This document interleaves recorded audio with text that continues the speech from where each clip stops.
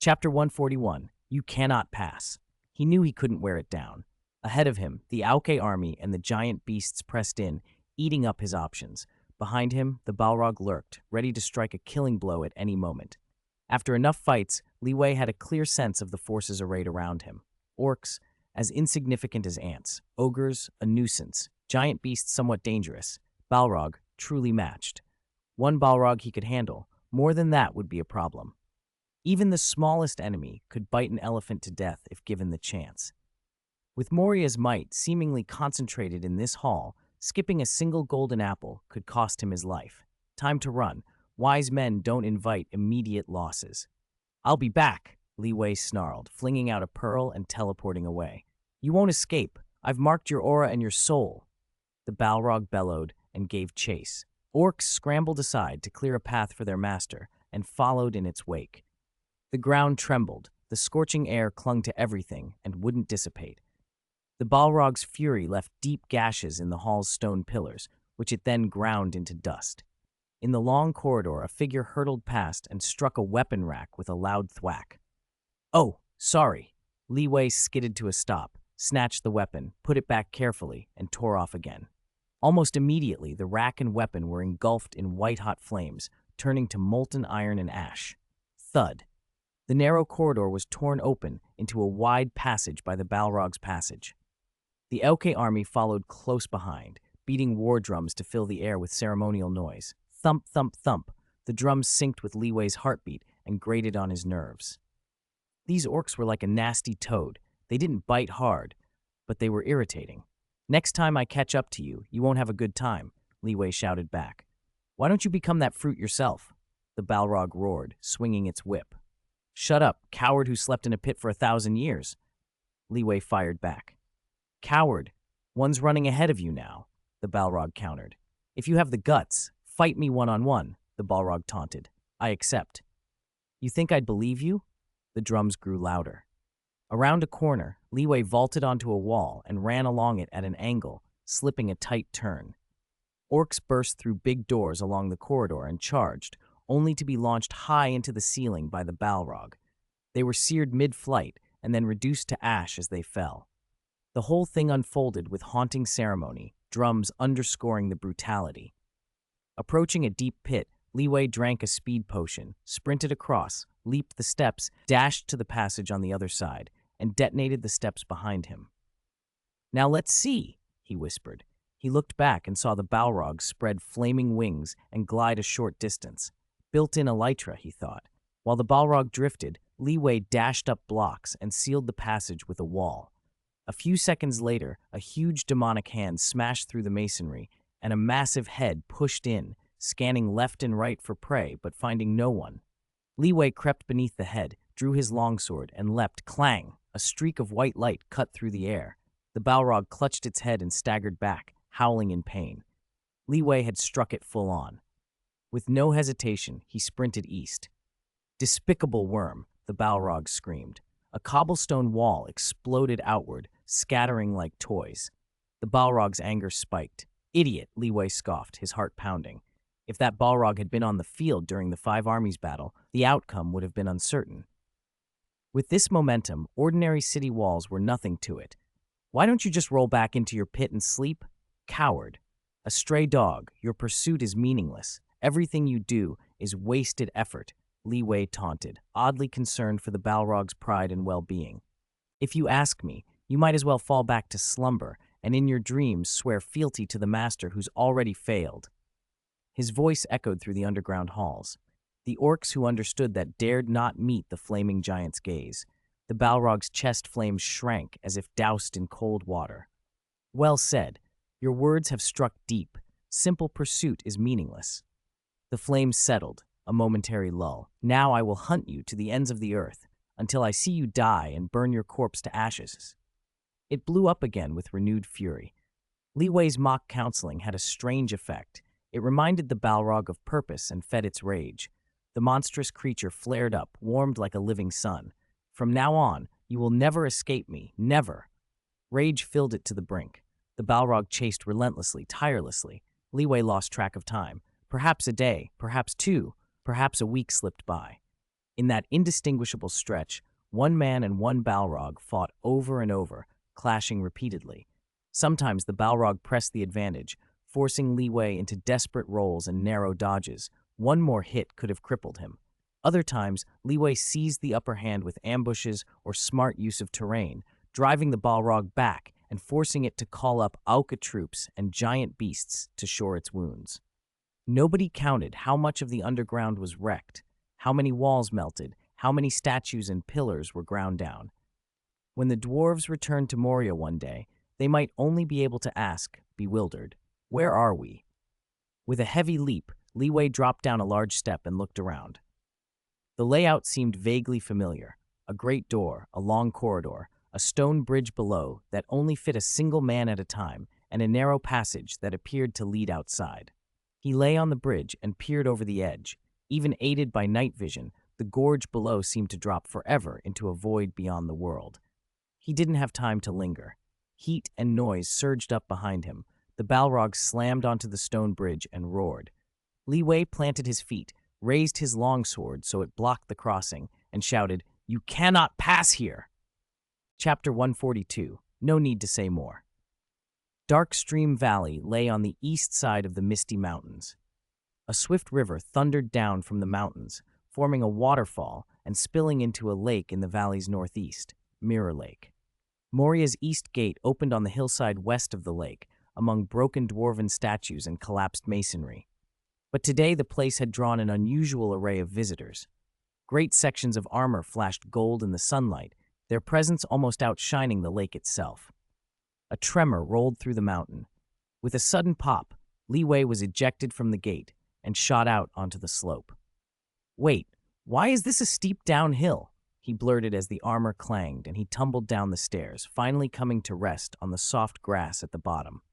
He lay panting, brushed himself off, and took in the air, fresher and cleaner than the tunnels. It was then he noticed more than the grass, the sunlight, and the waterfall. An elven host, fully armored and bearing the banner of Lothlorien, stood by Mirror Lake like statues. Their formation was perfect, faces grave and still. One of the elves waved and called out with obvious relief, "Honored allies, reinforcements have arrived. We give you our thanks." Leeway's heart jumped. "Now's really not the time. Retreat the army. He's right behind me." The elves exchanged confused glances. Who was he? The question was answered before long. The ground shuddered again, and a blast of scorching heat rose from the earth. Breath quickened across the elven ranks. Hands trembled on hilts. The air filled with the smell of sulfur. The thing that emerged was a name that had haunted elven history, the Balrog, fire and shadow incarnate. Mountain rock split with a boom as blackened claws tore open the gate. For the first time, the Balrog unfurled its massive wings, blotting the sun and turning daylight to ash-lit dusk. Some of the younger elves screamed and stepped back. The Balrog's presence alone unmade years of composure. Only the most fortified of spirits could stand against such dread. Behind them, though, Lady Galadriel and the captain rallied the ranks. "Hold formation, stand fast," the captain ordered, but the Balrog paid them no heed. It had fixed its eyes on a single figure. "You can't run," it rumbled. "Foolish whelp, thinking calling in elves will save you? You'll all die here." The Balrog spat, flames coalescing in its hand. Leeway recognized the motion. He had seen enough of these moves to know what would follow. He drew his longsword and stepped in front of the elven line, meeting the Balrog's flaming blade head-on. The sword felt remarkably right in his grip, every strike landing heavier than in days past. Where the Balrog's light burned, something in the sword answered, resonating strangely with the elves. "That sword, forged by our kin," one elf murmured, eyes drawn to the blade. Sparks rained as steel met flame. A rune ring on Leeway's hand pulsed orange-yellow, throwing back the Balrog's force. A golden ring? Lady Galadriel's raised hand halted mid-gesture. She watched and chose to wait. The Balrog's other hand lashed out and formed a whip, wrapping it around Leeway's leg. He was hurled up the slope like a rag doll. On the way down, he deployed his elytra and fired a booster, then snapped his chest plate shut in mid-flit, using the momentum to rocket like a missile at the Balrog's head. His blade struck true. The Balrog's massive head slammed into the dirt. For a moment, it was stunned. Leeway could feel the impact in his own body. The heavy recoil and the fall had nearly wiped out more than half of his health. He swallowed a golden apple to staunch the damage. He had only a few left. The Balrog's rage burned brighter than anything the creature had known since its birth in the deep ages. "If I cannot kill you," it howled, "I will burn everything you love." With that, it turned and charged at the elven host, intent on slaughter. Galadriel stepped forward at last. She lifted her right hand and a star-bright object hovered between her fingers. Nenya, the ring of water. A silvery white light surged out, like moonlight condensed into flame. The Balrog slammed against that light as if an invisible wall had risen before it, halted in its tracks. Nenya, one of the 3 elven rings, the power behind Lothlorien's preservation, was keeping the Balrog at bay. The silvery radiance formed a barrier that isolated the Balrog and pushed it back with a thunderous howl. The Balrog, however, was not so easily undone. The ring could restrain and repel, but it could not threaten the Balrog outright. Up close, the Balrog's heat itself was a danger to the ring. Galadriel's pale light intensified and she murmured, "Return to your sleep. There is no place for you beneath the stars." The effort took toll. After a final strain, the light receded, and Galadriel's shoulders slumped. She sank to the ground, breath ragged. Leeway checked her. She would live, but the exertion had clearly drained her. Behind her, the captain's voice snapped orders. "Orcish forces are coming. Prepare for battle."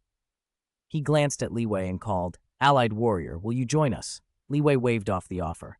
The captain nodded in understanding. "Rest in the rear for now. We'll handle the orcs." "No," Leeway said, and then, settling himself on the steps of Moria's main entrance with an easy casualness that belied the scene, he added smoothly, "You don't have to say anything more." He sat there, unshaken, as the elves readied for the next clash, and the valley braced for the coming storm. Chapter 143, Golden Wood.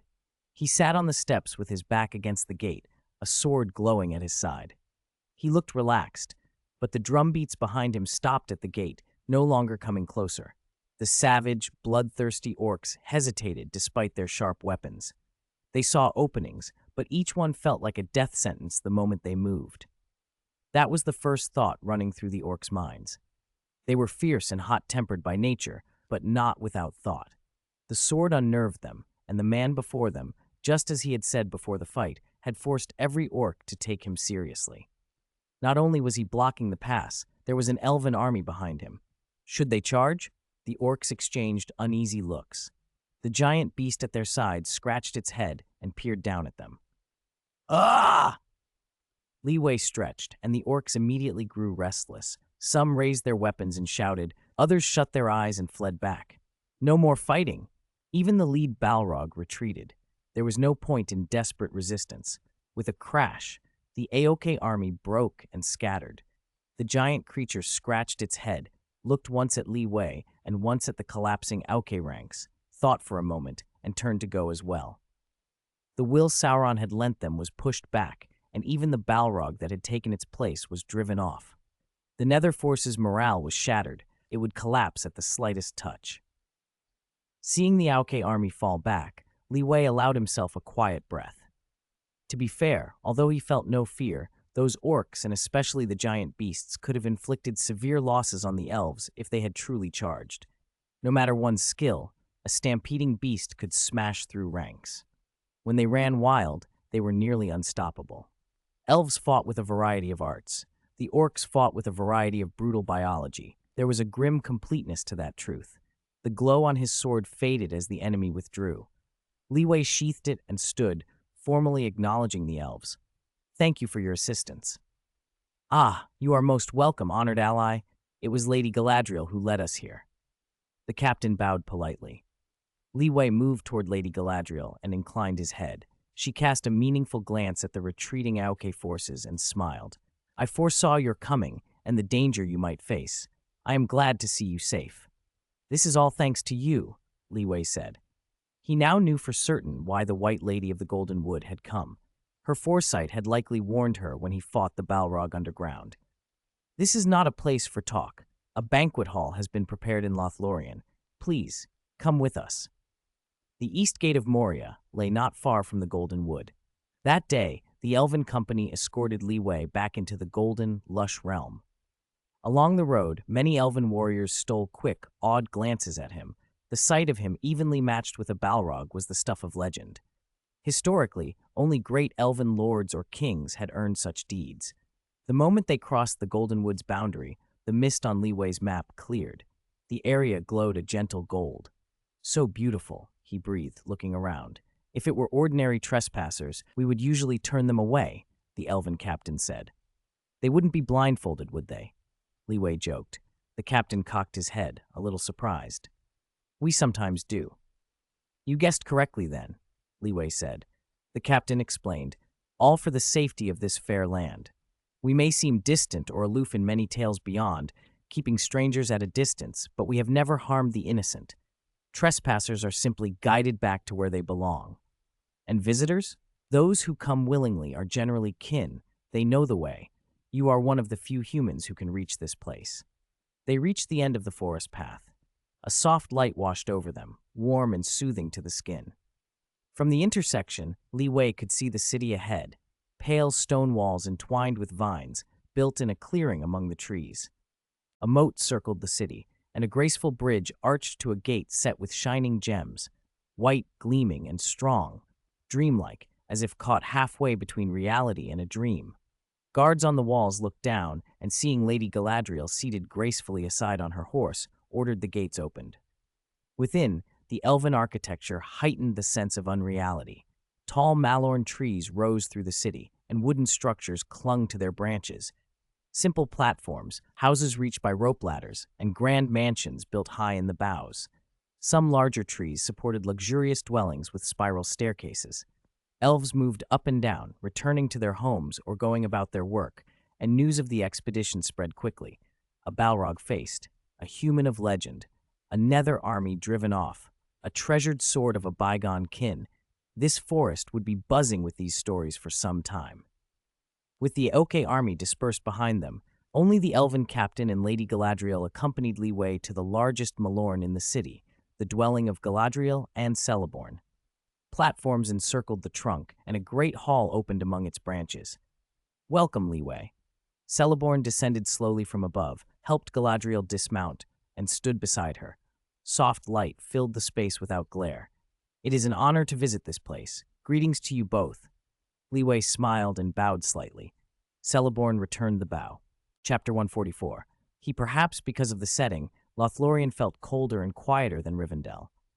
Rivendell opened to sky and mountains. In Lothlorien, looking up meant seeing only golden leaves and pale branches, the soft, dim lamps that showed themselves at night. One place offered open tranquility, the other a contained serenity, each with its own peculiar charm. In the hall, the Lord and Lady of Lothlorien entertained Leeway themselves.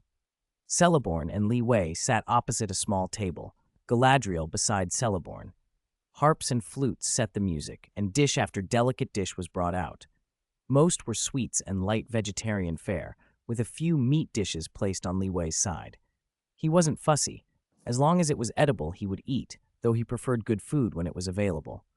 The little portions here were clearly made with care. One bite of the thin, creamy bread, lembas, was all he needed. It filled him as if it were a full meal and refreshed him besides. It tasted excellent. Finishing the small piece left on his plate, Leeway asked casually, "May I take some with me?" "Of course. We gladly share with friends," Celeborn replied with a smile. He waved, and an attendant was sent to prepare some for Leeway to take. "Thank you," Leeway said.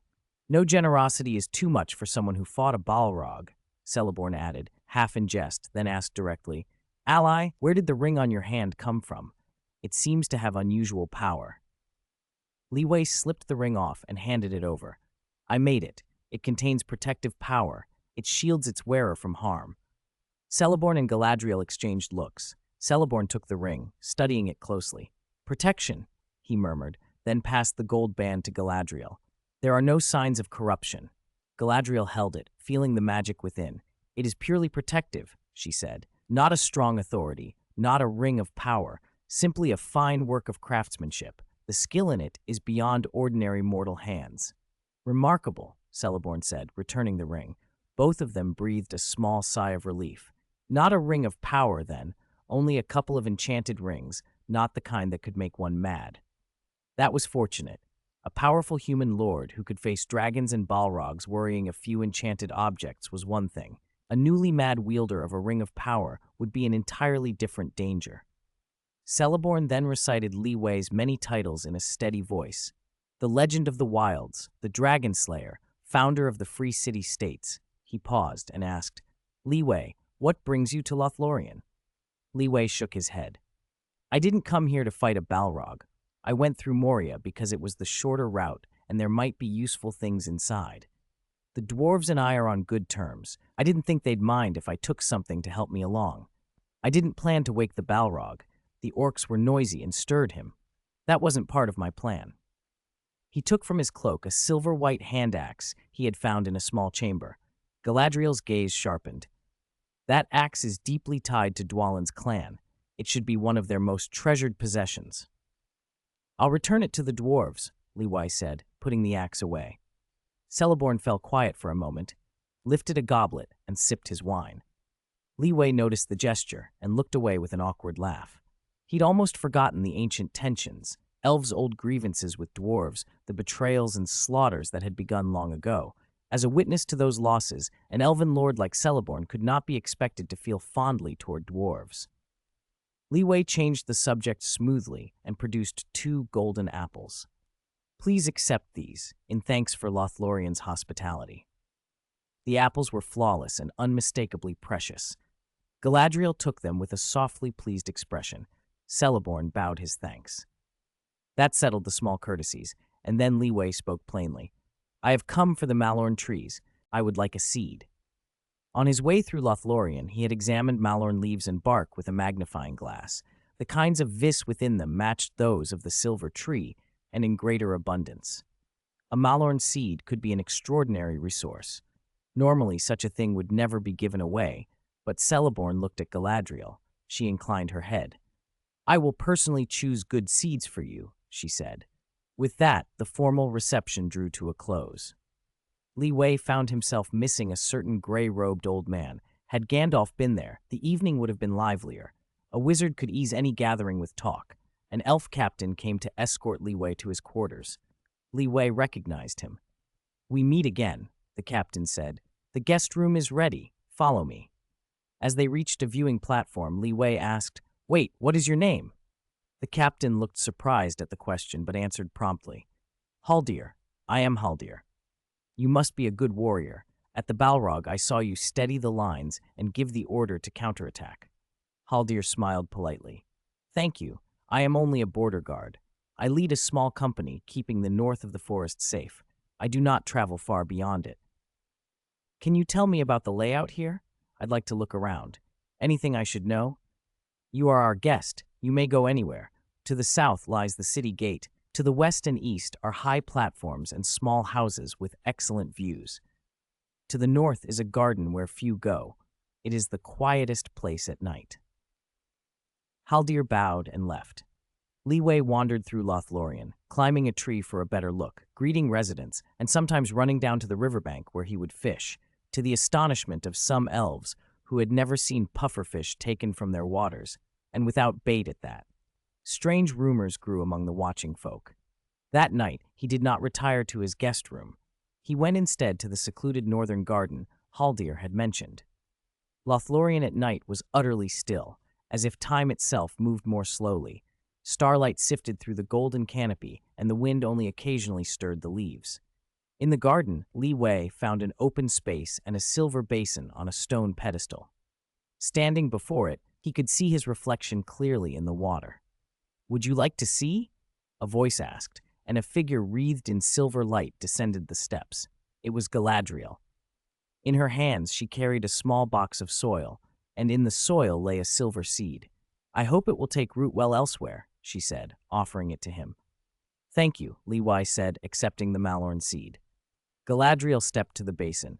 This is the mirror of water. It can show the past, the present, and possible futures. I would like to try, he said. She hesitated only briefly, then held a silver ewer and began to pour water into the basin. The mirror shows what it shows, she warned. I cannot foresee what it will reveal for you, nor promise that what appears must happen. The future is subtle and illusory. If you see anything you cannot bear, Close your eyes. Everything will pass like clouds. Li Wei stepped forward and peered into the now stirring surface. Galadriel moved back, silent and watchful. Ripples spread, the image changed, and at first all he saw was a vast white empty space. Is this my future? A blank, white nothing? He wondered aloud. Galadriel answered softly that the emptiness might mean uncertainty, but before she finished, Li Wei saw the water change again. His reflection returned, and was not quite his own. From inside the basin, another Li Wei looked back at him, smiling as if in greeting. But the eyes of that reflected self were blank and all white, faintly glowing. A chill ran through Li Wei, his skin prickled, and his heart beat faster. Is that me? He whispered. Or someone else? My esteemed Lady Galadriel, what you see may not be an empty space, but a pair of eyes watching you. The more you think about it, the worse it becomes. Li Wei lifted his hand stiffly and waved at the presence in the water mirror, a simple greeting. The reflection did not mirror his motion precisely. Instead, the figure in the basin smiled, a gentle, knowing smile tinged with something like tenderness, and nodded. Ripples spread across the surface, and the image dissolved. What did you see? Lady Galadriel asked, leaning forward, but the basin had returned to stillness. Nothing, Li Wei said. Maybe I was just startled by a prank from my future self. Galadriel tucked the silver water bottle away, and without a word, kept a small, inscrutable smile. Scaring one's past self was very much in keeping with the sort of ally she was. I hope your future is bright, the reflection had said. Thank you, and you as well, Li Wei answered aloud to empty air, then let the strange interlude pass. That night, he did not sleep. He found a platform high in the trees with a good view and lay there, watching the forest and the sky. The trees hemmed in the world below, but from that height the landscape opened up, beautiful by night and by dawn. At sunrise, he climbed down toward the guest house and found an elf at the door, hand raised as if about to knock. I'm here, he called. Li Wei waved. The elf set down 2 large sacks. Li Wei unlatched them and found them full of small square biscuits wrapped in malorn leaves. Lembas. 2 sacks, hundreds of pieces. Generous. Please convey my thanks to Lady Galadriel and Lord Celeborn, Li Wei said. The elf's face lightened. The lady anticipated your gratitude. She told me not to worry, and that you are welcome to visit any time. Thank you. Li Wei was about to close the lid when the elf hesitated. I have heard many tales of your deeds, he said. May I ask a favor? Speak. May I see your sword? Of course. Li Wei drew his longsword and handed it over. The elf took it carefully, drew it slowly, and examined the blade from hilt to point. He ran a hand along the edge as if feeling its temper. I can feel our kin's blessing upon it, he murmured. May the owner of this noble blade cut through thorns and darkness and pass safely through fire and abyss. A blessing was spoken, and the sword was returned to Li Wei. I should be thanking you, Li Wei said, sincere. The elf shook his head. Do not trouble with names, friend. I can feel the power of darkness growing. Heavy, slow, it has withdrawn for now, but it will return. If this blessing aids you, that will be reward enough. Without another word, he turned and walked away. Li Wei watched him go. I will, I promise, he said to his disappearing back, mildly exasperated by the elf's reluctance to give a name. He found Haldir later and asked about the visitor. Haldir frowned in thought. I did see an elf carrying 2 sacks to your room. If I'm not mistaken, it was Kern. Kern? He's one of the more unusual among us. If you get up early enough, you'll find him on the highest platforms, staring at the sunrise. He loves light, dazzling things, Haldir added with a small smile. Li Wei laughed. A seeker of light, then. After bidding Haldir farewell, Li Wei went to the central hall to pay his respects to Lord and Lady. May the sun and moon illuminate your path, he said. They walked him out and pointed him on his way. He came out onto a wide, flower-strewn plain beyond the forest, but he didn't head straight home. Instead, he turned toward Long Lake Town, along the border of the Black Forest. At the edge of the woods, new work was underway. Elevators going up and down cliffs, minecart rails clattering as loads of stone were hauled, and men and dwarves building a great viaduct. On the site, the dwarves barked directions and advice, tough voices, rough jokes. Yes, put that down there. Next cart, move it, one called. Tie your rope tight. No, tighter. Don't worry, it's as strong as my beard. Some workers looked more worried than reassured, but the dwarves' gruff humor somehow eased the fear of those working at height. With dwarven experience, tools, and encouragement, the viaduct was rising fast. At this rate, a dwarf boasted, it'll take us no 10 years. No, not even 5. Maybe less. Inside Long Lake Town's mayoral office, Bard looked up from a report and agreed. Leeway pushed the door open and stepped in. Thranduil ceded the airspace the viaduct crosses to me, Leeway said. That stretch is under my control and is reasonably safe. When people work together, things have a way of succeeding, Bard remarked, unless those people happen to be your enemies. He poured Leeway a cup of tea. How have you been lately? Leeway drank and told him, I went to Ezog's old home. His kin weren't hospitable. There was a large creature there, far worse than a dragon. We fought for days, no clear victor. A foe that can fight you for days? Bard's interest sharpened. If you want, my bow is at your service. I've kept my skill. No need, Leeway said, setting down the cup. It's not something mortals can deal with. Not even your bow, not dwarven crossbows, not the black arrow. Ordinary weapons fail before they reach it. He met Bard's puzzled look. Dragons are merely its mounts. Do you understand? Bard's voice dropped. What is it then? Is it truly that terrible? Leeway's gaze went distant, as if recalling the smell of smoke and the taste of ash. It's an ancient evil, one even Sauron would speak with caution about, the thing that helped bring about the fall of Moria. The Balrog. Chapter 46. What does it mean to fight from west to east? Hearing that name, Bard was stunned. As a man living at the end of the Third Age, he knew little about the Balrog, an ancient being whose traces of activity dated back only to before the First Age. But to be able to destroy an entire prosperous dwarf kingdom by itself, and to fight Leeway for days without being finished off, that had to be an existence more terrifying than a dragon. All right, Bard said finally, but I still stand by what I said. If there's a need, I won't back down an inch. They put that topic aside for the moment. Bard, feeling more relaxed, took a sip of tea and looked Leeway over. He asked casually, anything notable happening lately? Yes. Oh, Bard raised an eyebrow. He'd asked offhandedly, yet there was something. To the east. Leeway leaned forward. Bard cleared a space on the table and spread a map. Since the river valley developed, many merchant ships from Dorwinion have been passing through here. According to the crews, their old neighbors to the east haven't been quiet lately. Old neighbors? Leeway repeated the term, thinking. You mean the East Yi? What's wrong with them? There are rumors of unrest within their borders. Their border guards have become extremely vigilant. Some merchant teams from Dorwinion were even refused entry. That's unusual.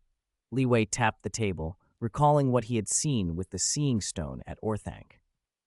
There had been a large army from Mordor crossing the Aigu and advancing north, coming up behind the East Yi.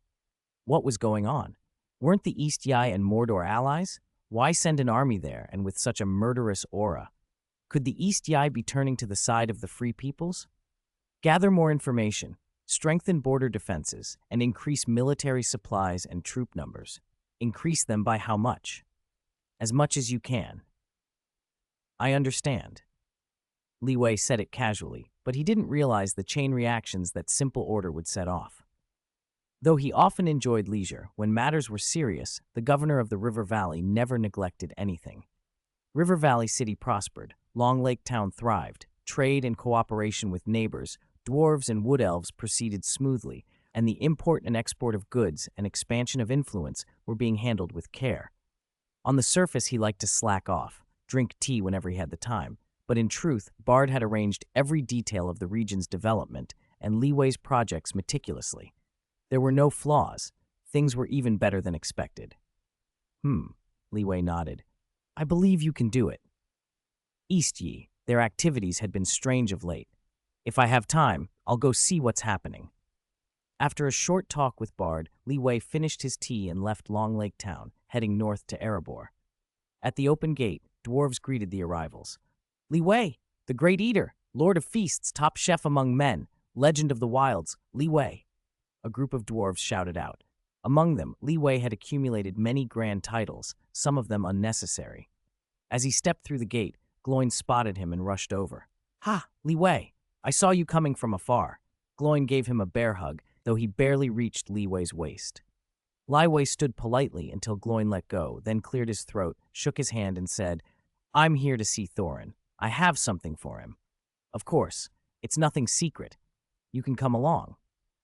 "Oh, I happen to be free. Lead the way. He's in the Great Hall, right?" A little later, in the main seat of the Great Hall, Thorin wiped the sweat from his brow after reviewing reports from a recent council.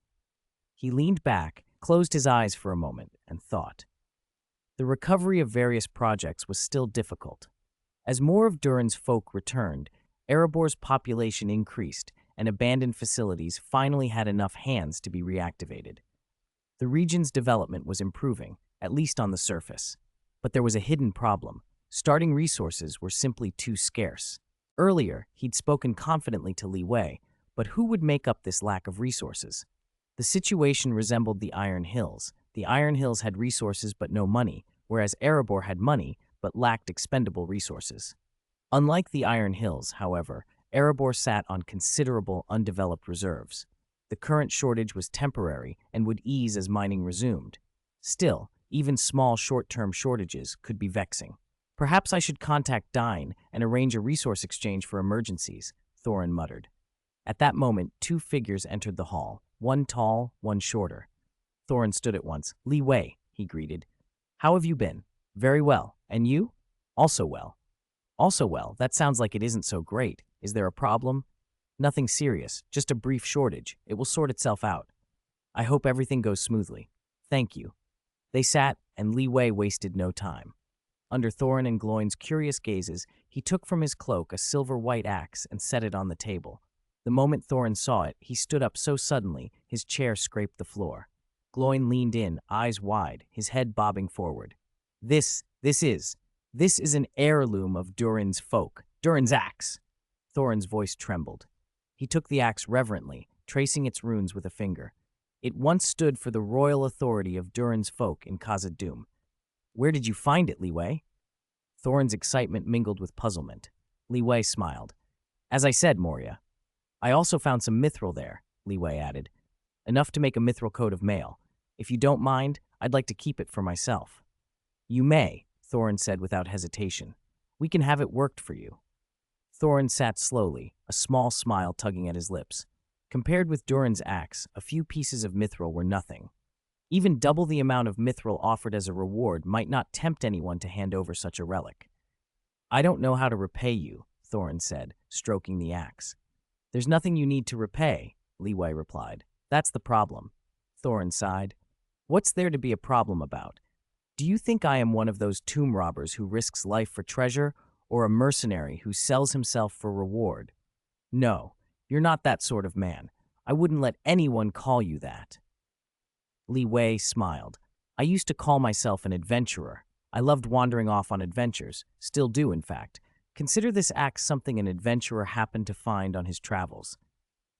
Thorin shook his head, then chuckled after a moment. "Yes, very much your style."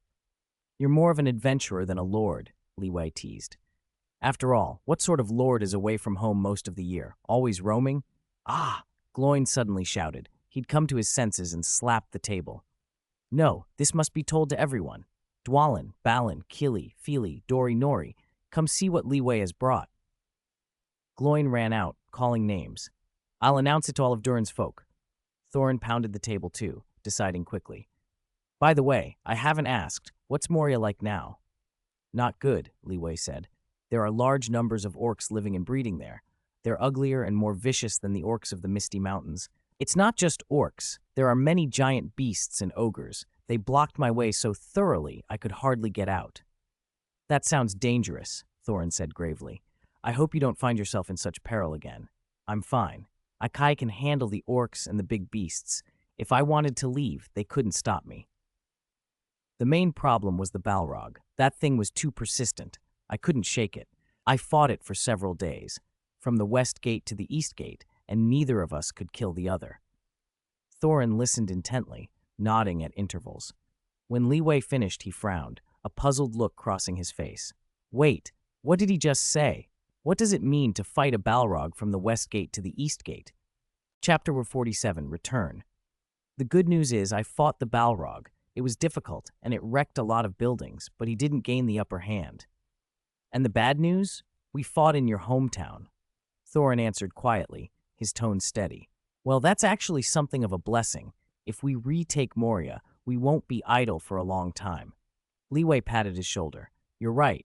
Thorin nodded slowly, but his face did not relax. If anything, it grew graver. What's wrong? Don't you trust me? Leeway looked him straight in the eye. No. With you, I believe nothing is impossible. It's just, the Balrog is still down there. The reclamation of Moria will be long and hope is thin, Thorin admitted. Balin has wanted this for years. A few days ago, he told me that once our kin return and our weapons and engines are ready, he will lead an army to reclaim Moria. Of course, that's what I want too, Leeway said. You know, Leeway, we dwarves spend our lives losing our homes and wandering. First Moria, then the Grey Mountains, then Erebor. Thorin's voice tightened. And the things that take our halls are always beyond ordinary contest. Cold drakes, the fell dragon Smaug, Balrogs. We have never given up fighting them, but, he sighed. The mountains that sustain the dwarves are treacherous. On the surface, dragons hunt for gold and dig too deep, and you risk waking horrors. Orcs infest the ranges below Sauron's sway. Surrounded by relentless foes, none easily bested. Leeway could only nod. At least things are looking up now, aren't they? Yes, I believe it will get better. Oh, and one more thing. Leeway grinned. The elves deserve credit for bringing back Durin's axe. Thorin paused. It was the elves of Lothlorien. Lady Galadriel herself led a host out of the Golden Wood and used her power to force the Balrog back. That witch from the tales who bends hearts with her sight? No, I mean, is it that lady who wields great magic? Yes. I see. Thorin's brows drew together. If I get the chance, I'll thank her. I won't owe her anything. That's for the best, Leeway said.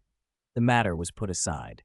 The day after Leeway brought Durin's axe to Erebor, a grand ceremony was held. From a high platform, the king spoke well, announcing the return of the treasure of Dwalin's clan to their people. Behind that return, Leeway's battle with the Balrog and the dangers he faced in Moria were retold with all the flourish of a dwarven feast tale. One man and a Balrog locked in deadly combat in the bowels of Moria for days, until the gate was sundered. Reluctantly, and briefly, the aid of the elves of the Golden Wood was acknowledged, a rare inclusion in a dwarf's tale. Let's credit them for now, the king said. It's because they live far away. If they were close, it wouldn't be their turn, someone muttered. That witch, it's the Lady of Magic, our king calls her that. All right, the Lady of Magic. I hear she's beautiful. Bet her beard is long. No, elves don't have beards. Maybe that lady's different. Whatever the banter, the elves standing among the dwarves had improved. A new title began to spread, Enemy of the Balrog.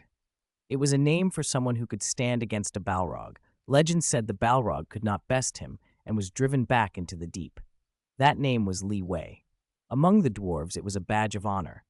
Elsewhere, however, the name became a curse. Not long after Leeway arrived at the Lonely Mountain, a tall figure in black robes and a towering black helm rode out of Mordor. His mount was vast and hideous, wearing a skull-like mask, eye sockets and nostrils flickering with balefire. An uninformed onlooker might have called him a ringwraith. In power, in age, and in rank, he stood apart. Mouth of Sauron, Lieutenant of Barad-dûr, greets you, he announced. A few days later, deep in a pit in Moria, the Dark Man bowed to the Balrog. The furnace heat filling the caverns did not touch him. I do not like the color of your armor, the Balrog rumbled. I apologize. I will wear another color next time we meet, the mouth replied. What do you want? My master says we have a common enemy, that human. A heat wave rolled out from the Balrog, scorching and fierce, stopping inches short of the mouth. He drew back 2 paces and produced a scroll of heat-resistant parchment sealed with dark magic. This scroll can, if your kin still exist, summon others of your kind from the unfathomable caverns. It will require a little of your aid. How the mouth negotiated exactly is not recorded here, but he completed his mission. He placed a flickering flame in a small, sturdy box and took it back to Mordor. Days later, more orcs rode from Mordor and were stationed in Moria's depths. A new orc chieftain rose in Moria. The changes were quiet, so quiet, in fact, that even the nearby Golden Wood did not sense the stir. The skeleton steeds that galloped across the wilds seemed to pass under a veil of secrecy, seen by almost no one, except for one ranger. "What is that?" a ranger whispered from behind a tree in the wasteland north of the White City, where the dead marshes begin. He crouched in shadow, watching a black-robed figure fade into the distance. Black robes, skeleton horses, that air of doom. "Could be the lingering black Númenórean, the mouth of Sauron," his companion murmured. The ranger drew his hood down and watched until the black host faded entirely. Only then did he slip from hiding, step onto the main road, and continue west toward the misty mountains. It was time to seek out the wild wizard. He wondered how the wizard fared these days. There has long been debate about how many Balrogs there are, partly because Tolkien's accounts vary. Sometimes the old texts suggest many, at other times only 3 or 4. In the end, Tolkien never wrote a definitive number. For this story, I follow the account in the Silmarillion. The Balrogs were destroyed, with only a few escaping and hiding in the unfathomable caverns in the foundations of the earth. That tells us there could still be Balrogs slumbering in unseen deep pits, so far undisturbed by dwarves or anyone else. Chapter 148, The Tall Tree. The northern part of Middle-earth had been unusually eventful for the past 2 years. Smaug the dragon was slain, the king under the mountain returned, the Aoke army from the Misty Mountains and Moria was defeated, and a shadow had arisen at Dol Guldur and rushed toward Mordor. Shortly after the return of the king of Erebor, a new power emerged, the Free City-States, a confederation of many towns on both the east and west sides of the Misty Mountains where the people prospered, lived in peace, and rejoiced. Although River Valley City is said to be the largest and most prosperous among the Free City-States, someone remarked in a tavern, there are rumors it isn't actually the capital. Oh, the biggest and wealthiest place isn't the capital? Then what is? At a tavern somewhere in Gondor, Folodon treated himself for once, ordering 2 frothy, malt-scented beers from the barkeeper and a plate of roasted meat with some vegetables, trying to keep his diet balanced. Sitting opposite him was another ranger, a member of Gondor's local assault force. Recently, the pressure from Mordor had inexplicably lessened, giving these frontline rangers, who usually lay in ambush, a rare chance to relax. Folodon handed one beer to the ranger. The man took it, took a sip, and said, "They say it was built overnight by a powerful human mystic. The city's name is, Roadside Fort?" Pfft. Folodon choked on his beer and laughed. "Ha. Then your information really is just a rumor. You're not going to tell me that person is Li Wei, are you? Did he also kill a dragon and defeat the Aoke army? Oh, haven't you heard already? Why are you asking me?" The ranger shrugged and finished the beer Folodon bought him, letting the malt settle pleasantly in his chest. Folodon, however, couldn't laugh. He grabbed the ranger who was about to leave. "Wait, don't go. I'll buy you another drink. Tell me more, in detail." "All right, I've got time." The ranger sat back and warned up front. "Most of this is hearsay. Some of it comes from wandering refugees, some from distant caravans, and some from orcs captured in the northern hills. I can't guarantee any of it. But in every account, that person is central. The refugees call him the River Valley Nemesis. The caravan folk call him the generous great lord from whose fingers flow countless riches. The orcs don't dare say his name. They only refer to him as he, and they're frightened when they do." As the ranger talked, a story assembled itself from these rumors. Folodon listened until the food on his plate grew cold. Distracting yourself while eating was a bad habit. But this wasn't a problem for Li Wei. Unlike most people's 3 daily meals, or hobbits, 7 or 8, Li Wei ate when he was hungry, and that decided everything else. If he had time, he'd cook something elaborate. Most of the time, he was content to gnaw on dried meat or bread. After parting from the dwarves, Li Wei didn't go anywhere else. He headed straight back to Roadside Fort to tally the haul. There were 2 things that mattered most: mithril and malorn seeds. By an open space near the castle, he scratched the dragon's head a few times, picked up Little Pink, who had pounced on him, set him aside, and walked a little farther to plant a malorn seed. Then he took out bone meal and began hastening its growth. Green motes of light spiraled out, evidence that the bone meal was speeding the seed's development. As the bone meal in his hand dwindled, the seed finally showed a change. It became a small sapling. "So absorbent," Li Wei muttered, wiping sweat from his brow. "1 stack of bone meal might not be enough. As the most vital magical tree species in Middle-earth, a Malorn seed was greedy. It took more than 10 doses of bone meal just to reach sapling size. To grow into a towering tree like those of the Golden Wood would probably require an entire chest. With that many resources, how many ordinary trees could be raised? Roadside Fort, however, had plenty of bone meal. The orcs and wargs still provided material to be put to use. Pulling Little Pink back as he leaned forward, Li Wei kept feeding the bone meal. The sapling visibly shot up, white bark showing through, and golden yellow shoots unfurling. When it reached a person's height, the grass around it changed color, greener, more vibrant, so full of life that passers-by noticed. That day, residents chatting in the square looked up in surprise at a dazzling golden light. A tree, a huge tree, had appeared near the Lord's castle. Its bark was smooth and silver gray, its leaves blazed gold, and golden blossoms punctuated the branches. So beautiful. More and more people gathered on the newly blessed grass, craning their necks at the sight. Some leaves rustled in the crown. Li Wei snapped off a few overly dense branches to use as magical material. The tree was too beautiful to cut down, and even if he did, he could replant it. Nevertheless, he only took what he needed and followed the rule he always preached to the residents: take only what you'll use. Don't hoard. A soft cry came from below as Little Pink scrambled up the trunk with claws and short legs, eager to reach the crown. Judging by his determination, he wasn't going to leave until he got up.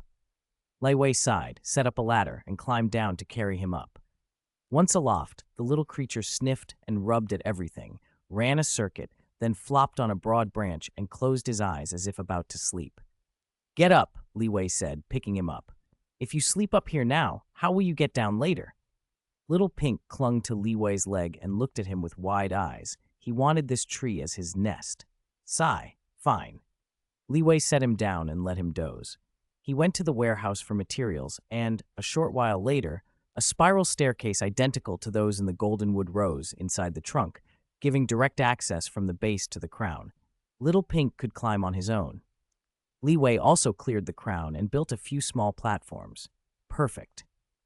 The Malorn crown was far superior to ordinary trees. Its canopy was huge, its wood sturdy and load-bearing, ideal for dwellings. Li Wei had no intention of living there, but since Little Pink liked it, he gladly made it his nest. After making a quick appearance to the residents, Li Wei headed straight to the high tower infusion altar. He placed Malorn branches at the center of the altar. Nearby, 6 basic vis fragments sat on a pedestal, with a balanced fragment made from their fusion and jars filled with basic vis arranged around them.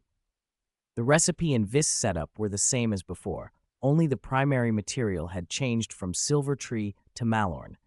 Snap! The rune matrix flickered a faint, deep purple spark, and Li Wei's eyelids twitched. Is it going to fail?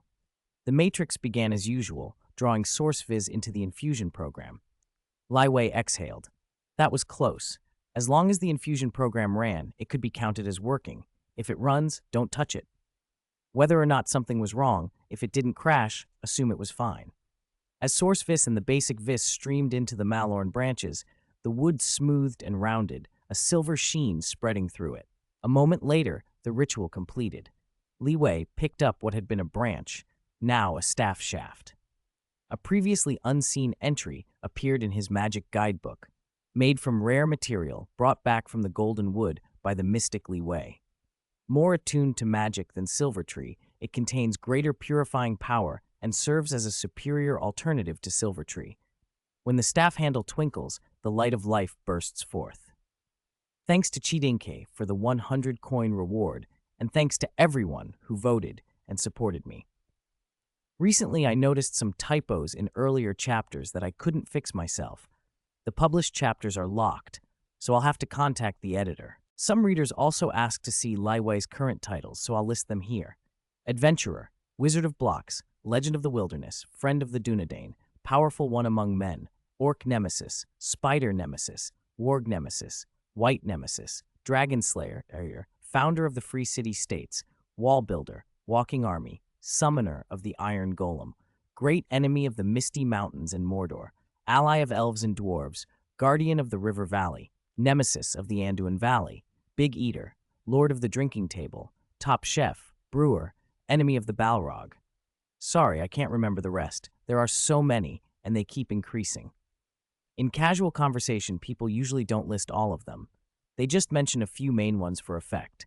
Saying them all every time would make you run out of breath. Chapter 149, The Staff Core and the Star of the Netherworld. Of course, a good staff handle deserves a good staff head. Leeway eagerly fitted the charged arcane staff head onto the Malorn staff handle. Malorn reduces Viz consumption by 10% and is one of the materials with the highest magical affinity. Even better is the Void staff head, which reduces consumption by 20%, but as its name implies, it requires knowledge of the Outer Realms to craft. Outer Realms usually refers to places beyond the world. This world, Arda, actually has exits. At the westernmost edge stands a great gate of night leading to regions beyond the universe, the Void, a place outside time and existence where Morgoth was said to have been banished. But whether that account is accurate is debated. There is only one being in this world who could truly cast things beyond the universe, Eru Ilúvatar, the god of creation. Records say Morgoth was banished by the Valar, but the Valar probably did not possess the power to expel someone outside existence. It's more likely Morgoth now drifts somewhere in the outer reaches of space. Whether he still thinks or not is unknown. Prophecy warns that when this world declines, Morgoth will return from the void and unleash the final Doomsday War, a conflict that will involve not only the Valar and the Maya, but perhaps even Leeway himself. Returning to the staff, as an arcane material, Malorn performed admirably. Its storage limit for the standard 6 types of magic viz was 150 points. Not only was its capacity excellent, it also had a special effect. When the staff was within Lothlorien and its owner had sufficient Lothlorien reputation, it would automatically restore magic, support from an ally. 150 points of Viz, double the capacity of his previous staff, meant the rune shield could be recharged twice as many times without taking up additional inventory space. Much greater endurance. A good staff needs a good spell core. A staff core is a magic crystal that contains a single fixed spell. Attach it to a staff, and the staff can channel its magic to cast that spell. Radagast's staff had such a core, primarily for healing and purification, though it could probably manage a few offensive spells. After the Black Forest Spider's corruption, that core had become unreliable, shorting out after 2 uses and failing for half a day. Perhaps Leeway could help fix it next time they met. The Thaumcraft book listed 10 types of staff cores, each with different functions. The classic examples were Flame, Ice, and Shock. The Flame core acted like a flamethrower, continuous fire, useful for campfires or lighting ancient tombs, but it burned through magic quickly and paled beside a Balrog's flames. The Ice core threw ice balls about, as threatening as a Hobbit's stone. The Shock core produced thin lightning, like the leakage from a small machine. Several strikes would be needed to fell an orc, far inferior to the thick lightning that Gandalf could summon. There was also the Primal core, powerful in its own right, but still outclassed by Leeway's casual sword swings. Worse, the book warned that it was rebellious. It sometimes contains utter malice, the Thaumcraft book. The Primal core's projectiles would actively deviate from the wielder's aim. If the user had nearby chests, workbenches, or furnaces, the core might deliberately curve to smash them. Even adding a tracking enchantment could not remove its malice. It was a core that should never be kept. Among the offensive cores, Leeway was most optimistic about another, 9 Hells. This core summons a creature that exists only in the Nether, the 9 Hells Ignis Bat. These small bats track targets and attack continuously, with a chance to ignite them. Their nature is extremely unstable. They can explode while attacking, dealing small area damage like a firecracker. They have very little health, only 5 points, so a single sword swing could cut one down, and their attack power is low, only 1. Individually, they are weak, but in numbers, their effect can change. If 1 is not enough, summon 100. As harassment and anti-air units, the 9 Hells core was excellent. Leeway scanned the cores in the Thaumcraft book. Although most cores seemed useless at first glance, he crafted one of each. After all, what if he might need them someday? The Ice core could be handy for cooling drinks in summer. Pragmatic thinking, he decided. Besides offensive cores, there were functional ones too, like Portable Hole. A portable hole opened a passage through a wall, allowing direct passage. The Thaumcraft book treated it as a simple, low-risk functional core, but Leeway marked it as forbidden. It was dangerous to the wielder and could easily damage surrounding objects if misused. He added the warning, "Do not use unless necessary." All conventional cores were now crafted, except two, the unacquirable Curse of the Rock Golem and the difficult-to-obtain Guardian. The Guardian core could apply a nearly rule-level protective barrier to a block or object, one that ordinary forces could not breach. Only the person who created it could remove it using the staff fitted with the core. If the creator were inside the protected space and lost the staff, they would be trapped forever, effectively a death sentence. Leeway marked it forbidden as well. Forbidden to use, perhaps, but not to possess. He would make it. The Guardian Core's crafting materials were expensive, requiring a nether star, a drop obtained only by defeating a creature more powerful than the Ender Dragon, the Wither. Leeway's response was simple. He would kill the Wither. A few days later, Leeway had gathered the materials and traveled to a nether bastion. He placed Wither skulls atop soul sand. Dong! As the last skull set, a bell-like sound echoed across the nether.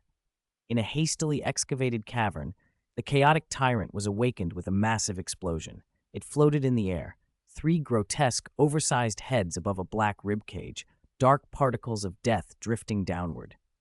3 dreadful heads spew roars born of death, and 6 pale eyes convey the nether's malevolence. Powerful and terrifying legends, the Wither. The monster had been born to destroy everything it saw, monsters, men, animals, even its summoner. It fired skull-shaped projectiles that blasted pits into the ground with decaying power. For every creature it killed, a pitch-black rose would sprout on the corpse, a beauty watered by death and highly poisonous. Anything that approached the black rose would rot uncontrollably until it withered. Leeway attacked. Crack! The ribcage shattered, the head split, and a gleaming sword was driven into the huge bones, the spine cleaved in 2. The massive body flashed and fell from the sky, crashing into a bed of netherrack. The Wither died within 5 minutes of being born. "Good heavens, it can really run," Leeway said as he wiped sweat from his brow. He quickly ate a golden apple and drank a bucket of milk to clear the Wither's effects from his body. It had been wise to summon it underground and trap it. If it had been free to fly, the fight would have been far more troublesome. When the Wither died, a pure white glowing star fell to the ground. Leeway picked it up, a nether star. After killing a Wither, Leeway didn't stop. Moments later, another Wither was summoned. Then, without ceremony, he destroyed it too. He used obsidian for the base, placed a nether star on top, and sealed the whole thing under a glass shell. A beacon was born. Achievement unlocked, bring the beacon home. Click. Inside the castle, Leeway set the newly forged beacon on a fully built base and replaced all the blocks above it with glass. Whoosh! A solid white beam shot up into the sky, piercing the night and vanishing into the heights. Achievement unlocked, Beacon Engineer. Strength and health regeneration. 2 buffs flowed from the beacon. That day, many people felt stronger, their bodies livelier. Small cuts and bruises healed before they could even tend to them. The source of the change was unmistakable: the Lord's castle. Ignoring the late hour, a crowd of residents climbed out of bed, left their homes, and gathered reverently beneath the light, eyes full of awe. The sudden spectacle felt like a miracle. "So beautiful," someone whispered. Leeway stroked the glass cover and stared at the glowing crystal inside, bright as day, with a sky-blue rim and a center whiter than mithril. Only the Silmarils might compare in beauty, though in power they differed. The beacon gave broad, mundane boons, while a Silmaril was a weapon against evil, stronger and more dangerous to behold. He lingered, unblinking, for a long moment. As he stepped out of the castle, the gathered residents turned to him. "What are you all doing gathered here?" he asked. "My lord, we have come to see the miracle you made," one answered, stepping forward with a hand over his chest in a ritual gesture. Leeway waved them off. All right. If you've seen enough, go back to bed. It's late, time to sleep. If you don't sleep, the sun will shine on your backside tomorrow," he added. For a heartbeat, a few eyebrows rose in confusion. Then someone pictured the scene of a person still sleeping awkwardly after sunrise and grinned. The remark landed, the Lord's dry humor catching on. That resident's frown smoothed into a smile. He already knew it would be the town's new quip. In time, the saying would spread and become a little proverb among the children of Roadside Fort. "As you command," the residents said, and reluctantly returned to their houses. Many, however, couldn't sleep, minds full of the white beam and the imposing figure beneath it. After sending them away and nudging Little Pink's head back into the tree where she'd been peeking out, Li Wei climbed the tall tower. Using a nether star, he crafted the Guardian Core. It was not something to be used carelessly. Its power was extreme. One wrong move could bring disaster. Protection taken too far could become eternal torment, for enemies or for oneself, a cruelty he was not willing to unleash. He studied the design through the night. At dawn, as people were already gathered beneath the beam again, Little Pink lay on the edge of the canopy, her dragon head stretched still, watching. If she could be told to sleep at night, she could certainly be allowed to stare at the sky by daylight. "Don't fall," Li Wei warned, and built a railing around the platform. A few moments later, a dragon's snout squeezed through a gap and got stuck outside the railing, eyes fixed on the light. "If I hear you cry because your head's stuck, I won't be sympathetic," he said. Satisfied the gap was safe, he climbed down, patted Dahuang, who was napping on the grass by the road, stretched, and began to walk the territory. A voice caught his attention. "Have you all remembered?" Inside a house with an unusually scholarly layout, an old man of 60 or 70 stood before a long table, speaking to a row of children. "We remembered," they answered in unison. Curious, Li Wei pushed open the door and entered. "My lord," the old man said, brightening as he bowed. The children stood and awkwardly copied the movement. Li Wei ruffled the head of the child closest to him. "What are you doing here?" "I'm teaching the children, my lord," the old man replied. "So you're running a class?" The room had bookshelves lining the walls, filled with well-thumbed volumes and some newer books, with paper and pens on the table. On a sheet were names written down. "These are the children's names," the old man explained. "Their parents entrusted them to me so they could learn." Li Wei's expression grew more serious. The territory had grown, and with more children, education needed to be considered. "You look unfamiliar. Did you arrive recently?" The old man had the steady, calm bearing of a lifelong scholar. "Yes, my lord. I came from a small town between the western forest and the estuary of Honorian. I was the librarian there." Honorian. Li Wei thought for a moment. That should be a northern fief of Gondor. "Did something happen? How did you end up wandering?" The teacher told his story without hiding anything. "It wasn't always this way. When I was young, the town still had many strong people, and sometimes merchant caravans passed through. Then orcs began to appear in the surrounding woods, and wargs with red eyes prowled at night. Many couldn't stand it and moved southeast toward Minas Tirith. In the end, only old people like me were left, and many houses were abandoned. I stayed because I couldn't leave the books and knowledge behind. I would tend the garden, make my food, and read. That life lasted until orcs riding wargs broke into my home. When they were deciding whether to stew me or roast me, a ranger rode by and rescued me.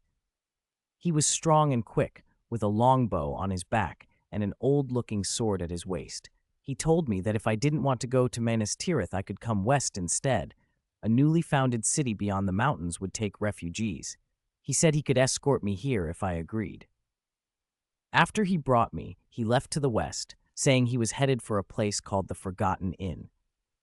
Li Wei felt a smile break out, barely contained.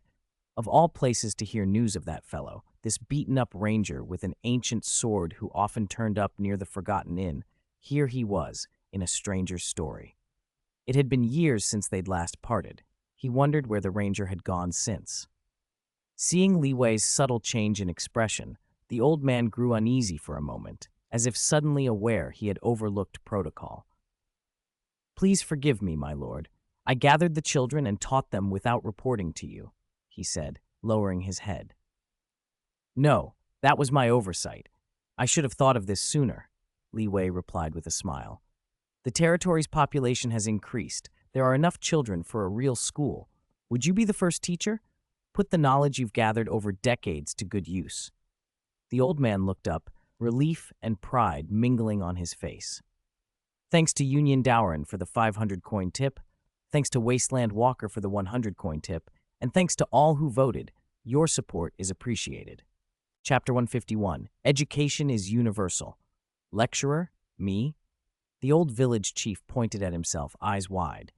My lord, I never had any advanced schooling. I only learned basic reading and arithmetic before I started working. I'm not fit for this. It is an honor to be a guide, to look after and teach these children the essentials, Li Wei said. More advanced grammar and techniques can be left to others. Don't be so quick to refuse, Li Wei interrupted. There are many wise people who keep themselves humble, so humble they convince themselves they know nothing. Humility is good, but too much of it buries wisdom. Sometimes whether you can do something isn't decided by your own doubt. It must be tested in practice. I spent my time in seclusion at Orthanc Tower reading history, grammar, arithmetic, and various crafts. I can tell when someone is fit to teach. How about this? We'll have an entrance exam. Because the Lord had arrived unexpectedly this morning and decided on the spot to test the prospective teachers, the children were let off for half a day. They all went home, chattering about what they had seen. The child whose head Li Wei had patted strode back in with his chin up and shoulders squared, as if he meant to burst through the doorway. Once the classroom emptied, Li Wei quickly set the exam papers and handed one, along with a pen, to the old village chief. Tabor took it with shaking hands and scanned the contents. The test was comprehensive: arithmetic, history, mythology, poetry, grammar, even basic laws of the kingdom. Apart from a couple of arithmetic problems that made him frown and wonder what he'd learned these past decades, the rest were almost trivial. When he finished, Li Wei looked over the answers and smiled. The few stacks of books he'd read in Orthanc Tower suddenly felt meager compared to what Tabor had learned by doing things day after day for decades. Very impressive, Li Wei said. Tabor was not only fit to teach, he would make a fine principal. It's decided then, Li Wei declared. What's your name? Tabor, the old man answered. Good, Tabor. What you've learned is not wasted. The children of Roadside Fort will be entrusted to you. We'll still need to work out the details, but you're our head. After the impromptu exam, they held a small meeting in the same room to design the school's methods and structure. Li Wei proposed modeling it on Gondor's system, with one crucial difference. Where Gondor reserved higher learning for a privileged few, Roadside Fort would make education universal. If it worked, everyone in the fort would gain literacy and basic skills. That kind of mass literacy would be a real force. There are places in Middle-earth where high literacy is common, the Dunedain Rangers, for example. But that comes from a peculiar history. The Rangers are descended from the Númenóreans, a lineage with longer lives and an old, powerful culture. Númenor itself was once a mighty kingdom until its last king marched against Valinor and the sea swallowed his realm. A small number fled beforehand and founded Arnor and Gondor. The Rangers are the scattered remnants of Arnor, the true inheritors of that line. Their high average education comes partly from their heritage and partly from their small numbers. It's easier to raise the standard when there are only a few to manage. Perhaps we could invite some rangers to teach, Li Wei suggested. Any experienced ranger could lecture in history, grammar, or physical training if they agreed to come. In a few days, Roadside Fort's first school was open. Tabor, still getting used to the idea, became principal and ran the day-to-day affairs. Li Wei took the title of honorary principal, which mostly involved appearing important and then disappearing. The makeshift organization gladdened Tabor and worried him in equal measure. So many people signed up for classes that he had to scramble to create enough sections. Adults enrolled in droves, the farmers, craftsmen, and laborers who had never had the chance to learn. Why are they all so eager to go to school? Tabor asked, bewildered. Other places don't have the time, said Veed, the community representative, signing forms as he spoke. People are too busy surviving to learn. Here it's different. Besides, Lord Li Wei supports it. Veed laughed. I want to write my reports so Lord Li Wei can understand them. You wouldn't refuse to teach me, would you? Tabor gave a helpless sigh. All right, just don't be late. Don't worry, there's only so much work. I'll manage my time.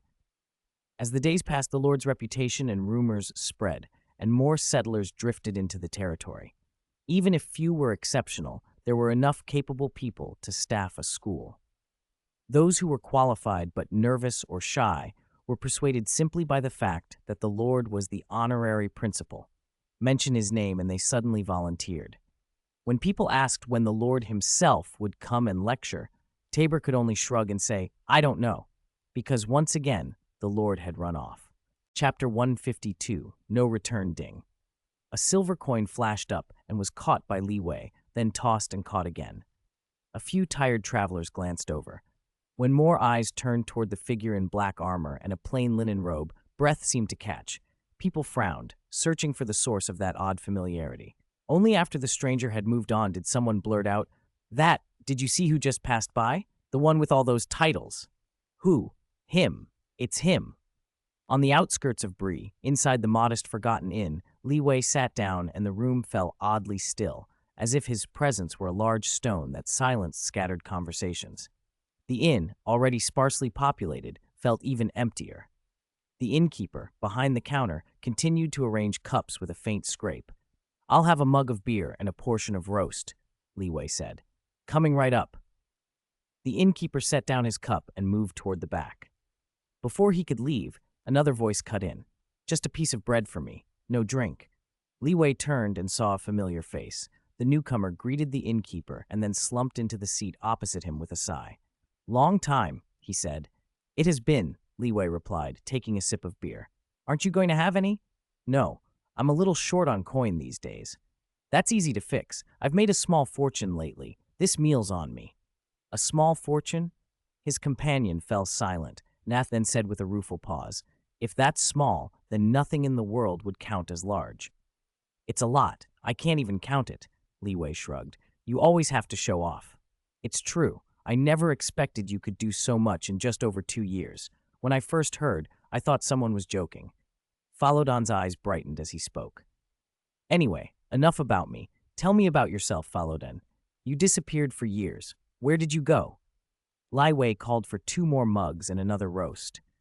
"I almost thought you'd quietly turned into a wraith in some forgotten corner." Falodon snorted. "If I had, I'd at least have sent you a message, although I suppose you wouldn't need it much now." "What message?" 2 mugs clinked on the table. Falodon sipped and visibly relaxed. "About the gold mine you asked about, and other news from far-off lands.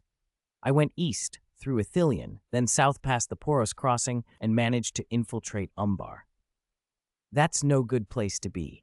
Spies for the Nameless One are everywhere. People there worship whatever dwells in Barad-dûr. They've formed a cult of the Eye. I searched the war zone between Gondor and Umbar for a long time and found some mines west of Umbar that might yield useful minerals. Before I could learn more, I was exposed.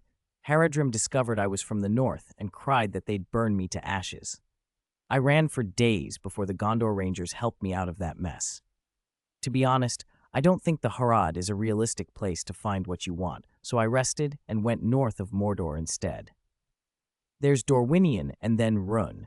Did you by any chance go to where the eastern peoples live?" "Yes." The innkeeper set down 2 plates of roast, one with an extra piece of bread. Li Wei took the plain plate and began to eat. Falodon pushed his bread around with little appetite and stared into his beer. "Rhûn was worse than I expected," he said finally. "There's great unrest, far greater than I'd imagined. Further east, a resistance is fighting the Easterners. While I was there, the fighting only grew fiercer.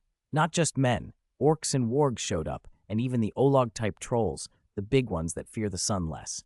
Those wargs were darker and fouler than the northern kind, like the demon wolves from old tales. They're aiding the Easterners in their assaults." Li Wei frowned. Trouble in Rhûn would explain the closed border and the stalled Dorwinian caravans. He reached for another bite, about to ask more, when Falodon added, suddenly serious. "Before the borders were sealed, an agile old man in a blue robe found me and sent me away. Before he let me go, he said something to me. I still can't make sense of it." Falodon looked at Li Wei. "He told me he might not be able to return." Li Wei's expression tightened. For some, not being able to return is a sorrow. For others, not being able to send something away is a torment. Rivendell, under a star-dusted sky, Elrond sat at a table and put pen to paper. To Li Wei, "Long time no see, my friend. How have you been?" It has been 2 years since we parted. I have heard many tales of you and am greatly pleased by your deeds. Have you forgotten you have a very fast horse here?" he added with a small sigh. That horse had been giving the stableman headaches. Though Li Wei had said the horse needed no feeding, whenever the elf stableman passed with a handful of grain, the horse stared until the grain was handed over. It ate greedily, then grew restless, rubbing at the walls, pawing at the door. The stableman thought it was simply cooped up and began leading it out to the meadow more often, letting it mingle with Rivendell's herd. Those horses, carefully bred and steady-tempered, accepted the newcomer, even if it seemed a little dull. Things seemed to be going well, until one day the stableman gave it grain on the pasture. The horse suddenly grew agitated and rushed other grazing horses, regardless of sex, behaving in a way that might provoke a kick. To keep it from getting hurt, the stableman had no choice but to lock it up again. The elf felt guilty, blaming himself for the horse's oddness. Elrond's letter, mostly words of care and welcome, and a brief reminder about the horse, was dry by the time he signed it. "Your friend Elrond." He let the evening breeze dry the ink, then heard footsteps. He looked up and smiled when he saw a young figure. "Estelle," he greeted. The boy, Aragorn, also called Estelle, had been raised partly under Elrond's care. Since the fall of Arnor, Elrond had guided many rangers in their youth. Aragorn approached, curiosity brimming. "Are you writing to a friend?" Aragorn had never seen his foster father write a letter and could not contain his curiosity. Elrond nodded. "A very unusual friend." As he sealed the letter, Elrond told Aragorn the tale of the Lord of Roadside Fort, a long story of the wild and its legends. He spoke at length until Aragorn's mother came to fetch them. Elrond sent her and the boy on their way, but before they left, he suddenly stopped and looked west, staring into the night. The mother and son followed his gaze, but saw nothing obvious. Aragorn asked, puzzled. Elrond placed a hand on the boy's shoulder. "Beyond our sight, a white pillar of light splits the sky," he said. "I think it is Roadside Fort." Elrond smiled and saw them off, but that image lingered in Aragorn's mind. Later, lying in bed, he could not sleep. "Roadside Fort," he whispered to the ceiling, then, softer, as if speaking a name that held a promise, Li Wei. Chapter 153, A Sudden Adventure. "Can't go back?" Hearing Faladon's words, Li Wei felt a sudden, uncanny sense of déjà vu. Ordinary people wouldn't understand what those words meant. Only those who knew the mission of the wizards could. 5 wizards had been sent to Middle-earth to aid the Free Peoples against Sauron. 3 remained in the central and western lands, 2 set out for the far east, and one of those later went south into Harad. The eastern and southern regions were no smaller than western Middle-earth, but they lay mostly under Sauron's sway. The Easterlings were, unsurprisingly, his allies. Umbar was even worse. The cult of the Eye had taken root there. People usually think of the Easterlings as confined to Rhûn and Umbar as part of Harad, but those were only pockets of much larger regions. West of Mordor still had room to breathe and grow, but east and south of Mordor were uncertain at best. Most maps made Mordor look like a small blot on the map because they recorded only as far as Mordor. Beyond that lay uncharted territories and factions allied to Sauron. In truth, Mordor and its unrecorded neighbors wrapped around the whole of central and western Middle-earth. That was why the Lonely Mountain must never fall and Angmar must never be restored. If either were lost to Sauron, western Middle-earth would be like a piece of meat in the jaws of a giant beast, waiting to be slowly devoured. There was no Arnor to stand between them. If Angmar rose again, a few rangers would not be enough to hold the north, unless Li Wei moved his home to Angmar's doorstep. "This is the first time I've heard about the situation over there," Li Wei said. "That's valuable information." "Glad I could help." Faladin wiped his hands and reached for the roasted meat and bread on his plate. He ate with an appetite that belied the casual tone of their conversation and finished the last of his beer. Li Wei watched him and thought about the vast misted expanse on the map. Once the Easterlings settled their current disputes, their next target would likely be Riverdale.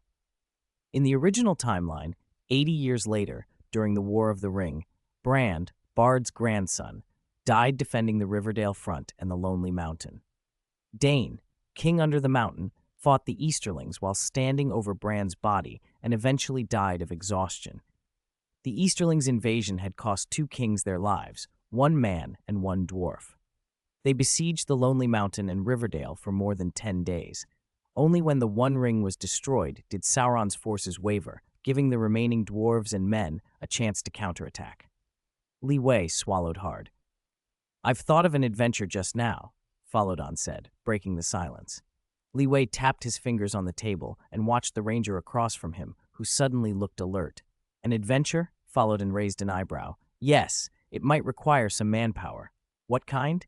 "Preferably experienced hands, nimble folk who know the region." Li Wei nodded. "Where to?" "To the east, the Easterlings." "Can I come with you?" Li Wei asked. Falodon looked somewhat helpless but smiled. "I'm willing to help you, but I have things to do first. I haven't been home in a while. I need to check on my people." "What happened to them?" "Nothing specific. They're still wandering in the wild as usual, but for some reason, most of our nearby companions have vanished. It seems they've given up on guarding this area." "Maybe because this place no longer needs guarding," Li Wei suggested. "How could that be?" Falodon began, then stopped as he looked at Li Wei, at the man in black armor, a living legend, and shut his mouth. "Anyway, I have to re-establish contact with my band. I don't know how they're faring. If I hadn't met you on the road, I'd have left already." "I told you and your people you could come to Roadside Fort any time for supplies," Li Wei said. "Why haven't I met any other rangers there?" Falodon smiled wryly. "I passed the message along, but rangers are proud. Even when we're poor and hungry, we won't take charity easily. We prefer to be self-sufficient. And with you around, there are almost no enemies in this area, so there's even less reason for them to stay." Li Wei understood. Even Falodon, who knew him well, wouldn't go to Roadside Fort unless he had to. "So you're going to look for your companions now? Can you take me with you? I'm curious about your hiding place." "If you want to come, you're welcome," Falodon said. The decision, or the agreement, was made in a few words. They paid the bill, left the inn, and headed south, crossing a low range of hills into the South Downs. It was a barren stretch east of the Barrow Downs and south of Weathertop. Little grass, few trees, soil mixed with sand and gravel. The land looked desolate and lonely, the kind of place people had left to itself. "Are you sure your stronghold is here?" Li Wei stood on a rise and scanned the plain. There were no signs of habitation. "Even orcs wouldn't want this place." "You're wrong," Falodon called up from below. "Orcs gather here, often, and then our people will clear them out." He led the way. "No one can detect our location in this wilderness. Frankly, if we didn't have certain codes and markings, we might not even find our old stronghold a second time." "Let's hope the markings haven't changed in my absence," Li Wei said. "Otherwise it'll be a headache." They walked in a companionable silence for a while. Then Falodon suddenly raised a hand and crouched, signaling Li Wei to stop. "What's wrong?" Li Wei whispered. Falodon inspected the ground closely. "Something's been here."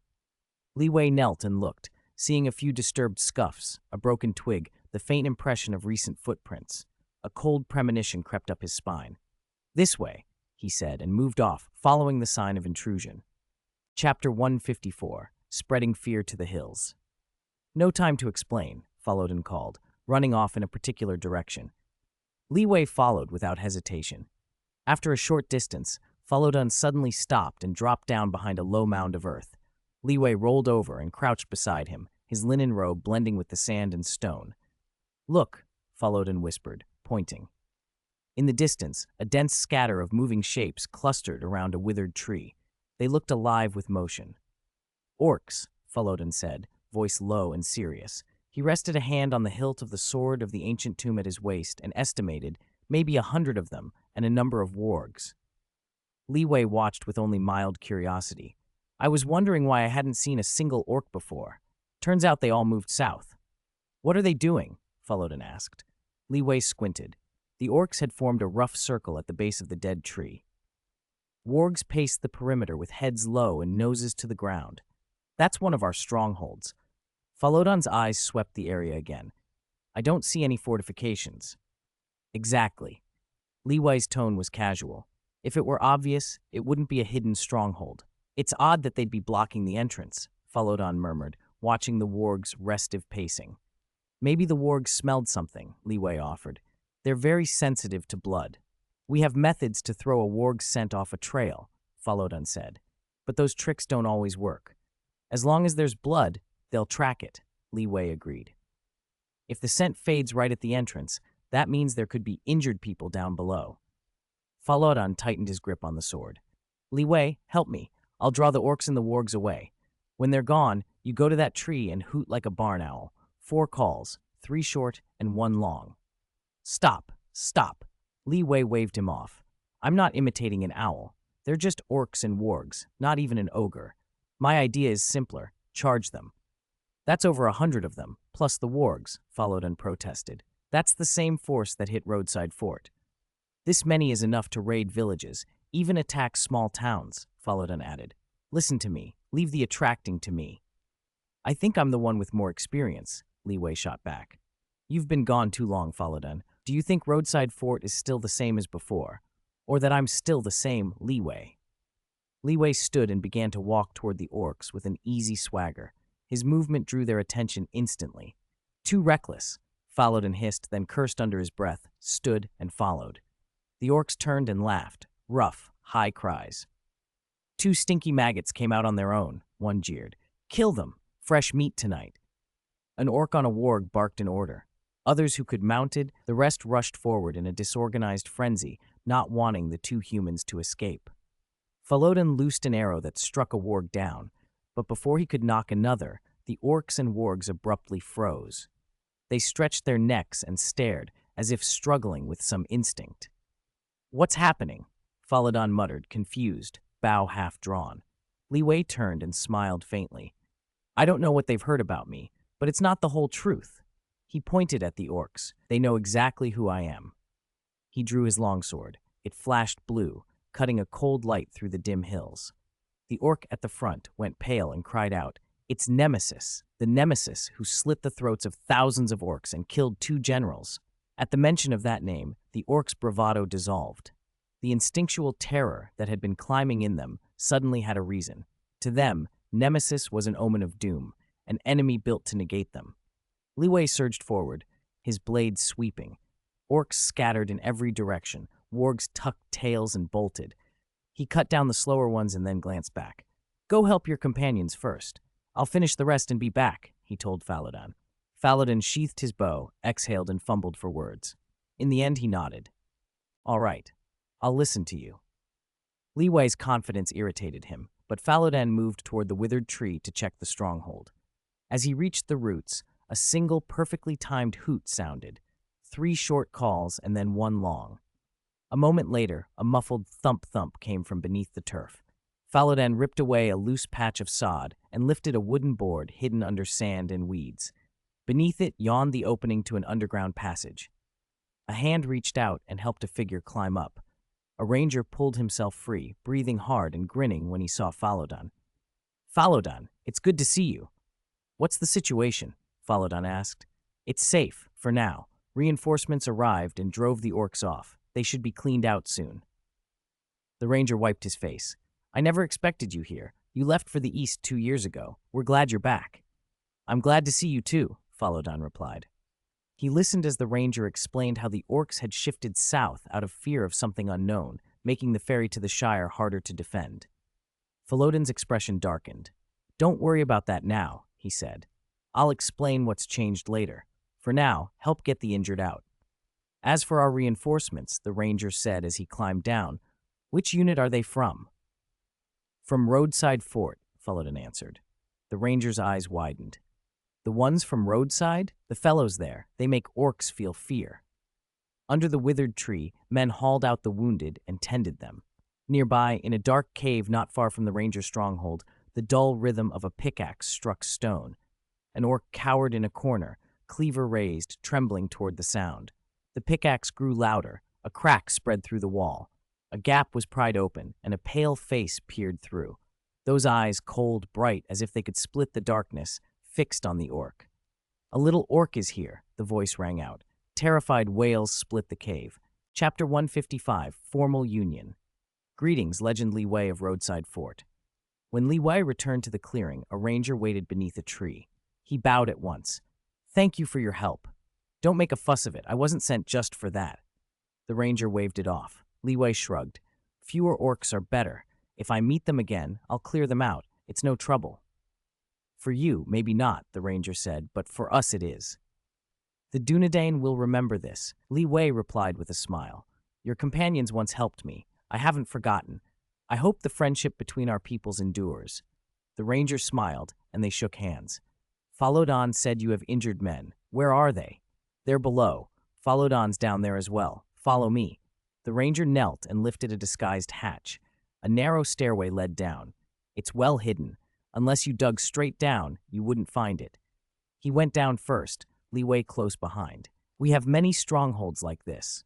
Not only ours. Some Gondor guerrillas keep similar camouflaged shelters, the ranger remarked as they descended. It's not hard to recognize them, he added. There's usually a tree planted above the entrance and 3 local plants growing beside it. If you connect them, they form an isosceles triangle. And there are always things nearby meant to throw off the eye. If your sight isn't sharp, you'll miss it. In the dim, cramped shelter, about 10 meters across, straw beds lay in one corner and shelves with cloaks on the opposite wall. 2 rangers leaned on the bed, silently tending wounds. With Falodon, there were 5 in all. They were older men, weathered and taciturn, faces like well-worn stone. They had paused at the newcomers and offered a slight nod to Li Wei before returning to their tasks. It went mostly well, Falodon said, breaking the quiet. A few escaped, but it shouldn't be a threat for a while. The distant cries of orcs still echoed from a nearby cave. I underestimated you before. It's fine. You'll have more chances to grow your experience, Li Wei answered. He reached into his pack and produced 2 small flasks of pink liquid. Drink this, potion of healing. It'll speed the mending. The injured men looked up, startled. Falodon chuckled. A wizard's secret medicine, not a usual thing to get. Li Wei only nodded. The 2 men drank without hesitation. The potion's flavor was odd and hard to describe, but the effect was immediate. Cuts and bruises closed as if they had never been there. Color returned to pallid faces. The rangers straightened, vitality renewed. A little later, Falodon, Li Wei, and the ranger who had first met him gathered. Falodon introduced the newcomer. This is our captain, Irad. We used to operate around Weathertop. Now only a few of us still gather intelligence there. Li Wei asked about their situation.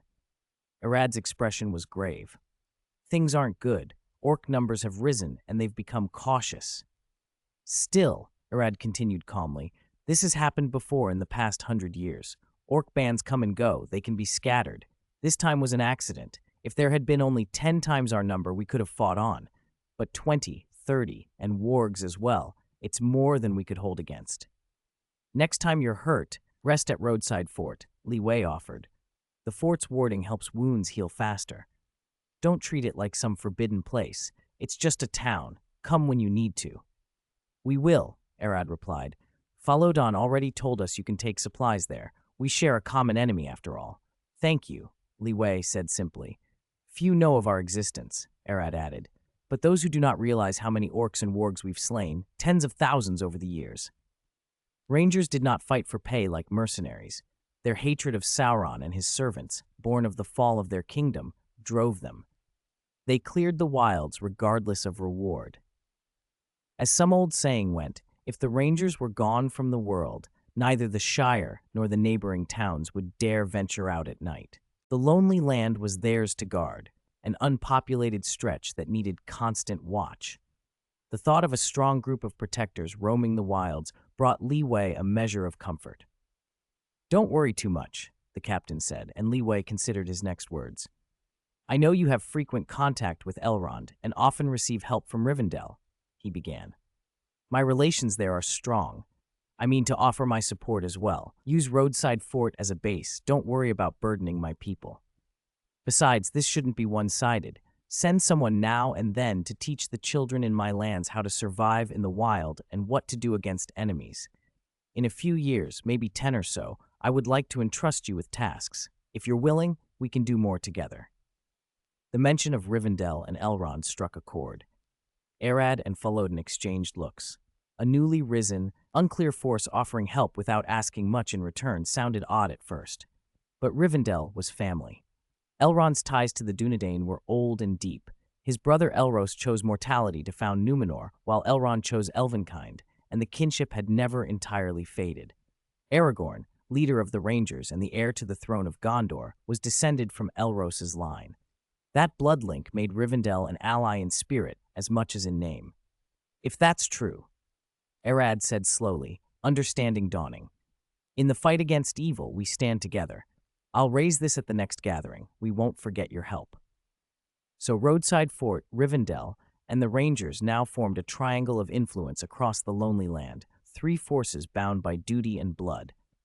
They are a strong and steadfast people, with a kingly bearing, a later voice would observe. The riders of Rohan are like boys beside them. Most Rangers are serious and weathered by storms, Aragorn included, and taciturn. Gimli, on the Rangers during the War of the Ring 319. Chapter 156. Reunion. Although everything that needed doing had been done, and everything that needed saying had been said, Li Wei still felt there was more to be done. He frowned as he looked at the narrow underground stronghold in front of him. Over the past week, numerous spacious subterranean chambers had been built from South Ridge to Sarnford. They were fully stocked with emergency supplies, had good living conditions, and used hidden vents to avoid detection. Each contained a small plot of farmland, growing common crops like potatoes, with a stone that emitted both light and heat to sustain growth. Now the refuges truly looked like strongholds, not mere temporary shelters.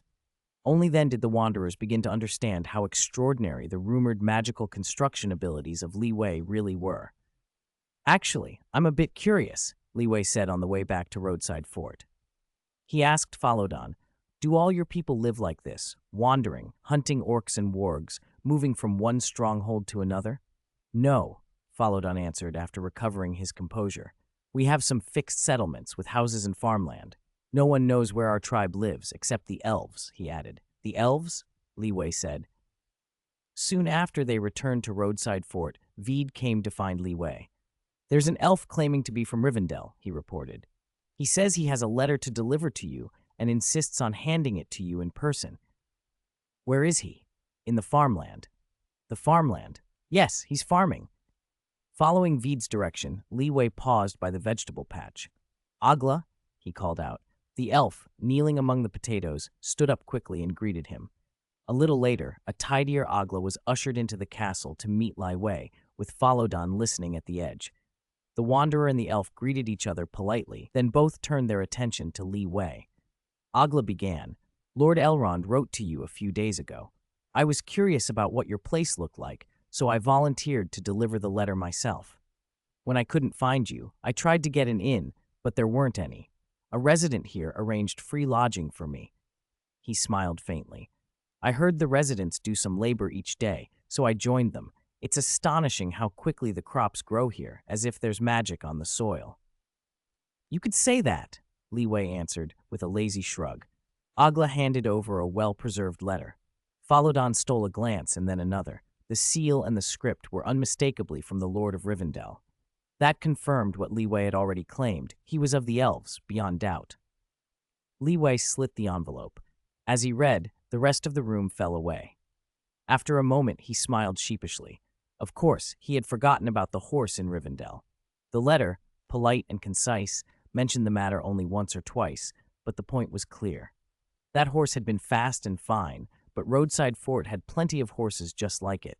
Missing one had hardly registered. Well, Li Wei said, slipping the letter away, I did forget. This reminder came at a good time. With the official business done, Li Wei formally welcomed Agla. Welcome. As you can see, this is my castle. When I invited you before, it wasn't this large. Roadside Fort really was just a castle then, Falodon chimed in. It didn't have this scale, nor that tower outside that looks as if it dropped from the sky. Even though he had seen it many times, Falodon could not help marveling at the tower every time he looked in its direction. It felt like a miracle. He glanced at Agla beside him. Elves were steady and composed. How much more could their perspectives stretch across the centuries? From Li Wei's words, it sounded like this might be Agla's first visit. The thought made him grin. It really has changed, Li Wei said, sighing. Time flies. It's been so long, just like that. Long? Falodon leaned back. Meeting you still feels like it was yesterday. Ogla smiled as well. Li Wei blinked. He felt outmatched in this conversation. A Dunedain and an elf, both long-lived, made him feel like a short-lived spark. He stammered a little, unable to keep up. "Allow me a presumptuous question," Ogla said suddenly, pointing to the glowing beacon behind Li Wei. "What is that? I feel a surge of vitality and strength from it. Even my movements felt quicker when I was using a hoe." "It's a magical device I made. Call it a beacon," Li Wei replied. "Everyone who stands within its light receives a blessing of vitality and strength." Falodon had been watching the luminous object with an obsession he couldn't hide. The beacon was unlike anything he'd seen. Old legends flickered through his mind, but nothing matched this. Ogla, an elf naturally drawn to beauty, had been captivated from the moment he saw it. He had restrained his questions until Elrond's letter was delivered. Li Wei tapped the beacon's glass cover and continued. "Because of it, people like to rest in the plaza next to the castle. The place has become a daily gathering spot, and it's lively at certain times. If this keeps up, that small plaza will run out of space. I plan to slay another wither and build a larger life plaza dedicated to this blessing. I could also put the hospital near the beacon. Wounded or seriously ill people could come there to have their lives sustained until a proper cure is found." "Truly great and beautiful," Ogla said without restraint. "To create something so nearly perfect, your skill is on a level with the greatest smiths of history, whether righteous or evil." He spoke the names that came to mind without malice. In ancient days, Fëanor forged the Silmarils, and in the Second Age, Sauron forged the One Ring. Now Li Wei had made a beacon of his own. "Time always brings surprises," Ogla added. "It's a joy to see such a beautiful thing." "Then look forward to what's to come," Li Wei said enigmatically, changing the subject. "Since you're both here, why not tour the territory with me? There are many things I haven't shown you yet." "Oh, by the way, have you met Little Pink?" Falodon asked. "I've heard the name from the residents," Ogla said, "but I haven't seen it yet." "This is the first I'm hearing of it," Li Wei admitted, and Falodon shifted his gaze from the beacon. Li Wei beckoned them. "Let's go see it. It lives in the Malorn tree next to the castle." "It?" Falodon guessed from behind. "I imagine some winged creature, maybe pink feathers?" Ogla considered. "But it's definitely not an ordinary animal. Perhaps a magical bird or a huge eagle." "I can't picture anything else," Falodon said. "Thanks to Yufei Wooly for the 100 coin reward, and thanks to everyone who voted. Thank you for your support. This wine is really good." Inside the castle, Agra lifted a glass of wine that Li Wei had poured himself, his hand trembling slightly around the cup. By the window, Falodon stood with his hands clasped behind his back, staring up at the sky, brows drawn tight and motionless. "Don't space out. Come eat something," Li Wei called. All right, I'll eat in a bit," Falodon answered reluctantly. Li Wei rolled his eyes. He was an adult. Why did he still have to be coaxed like a child? "If you don't come now, you'll only get dried meat later." At that, Falodon's face brightened. "It really likes dried meat. I fed it twice and it even let me pet it. It eats vegetables too, cabbage, potatoes, radishes, corn, even weeds," Agra added. "And it seemed very curious about the lembas I brought, so it's at least not evil. Lembas often repelled malign creatures. They would starve before tasting it." "That makes sense. Dragons are omnivores," Li Wei said, bringing over a plate of vegetables. "When it's bigger, I might even feed it some ore for a laugh." Agra set his wine down and accepted the plate. "That's not what I'm saying. It's just a dragon that's not evil, not bloodthirsty, and not greedy for treasure. It's against a dragon's nature." Li Wei smirked. "Incredible indeed." Agra bowed slightly, raising his glass toward Li Wei.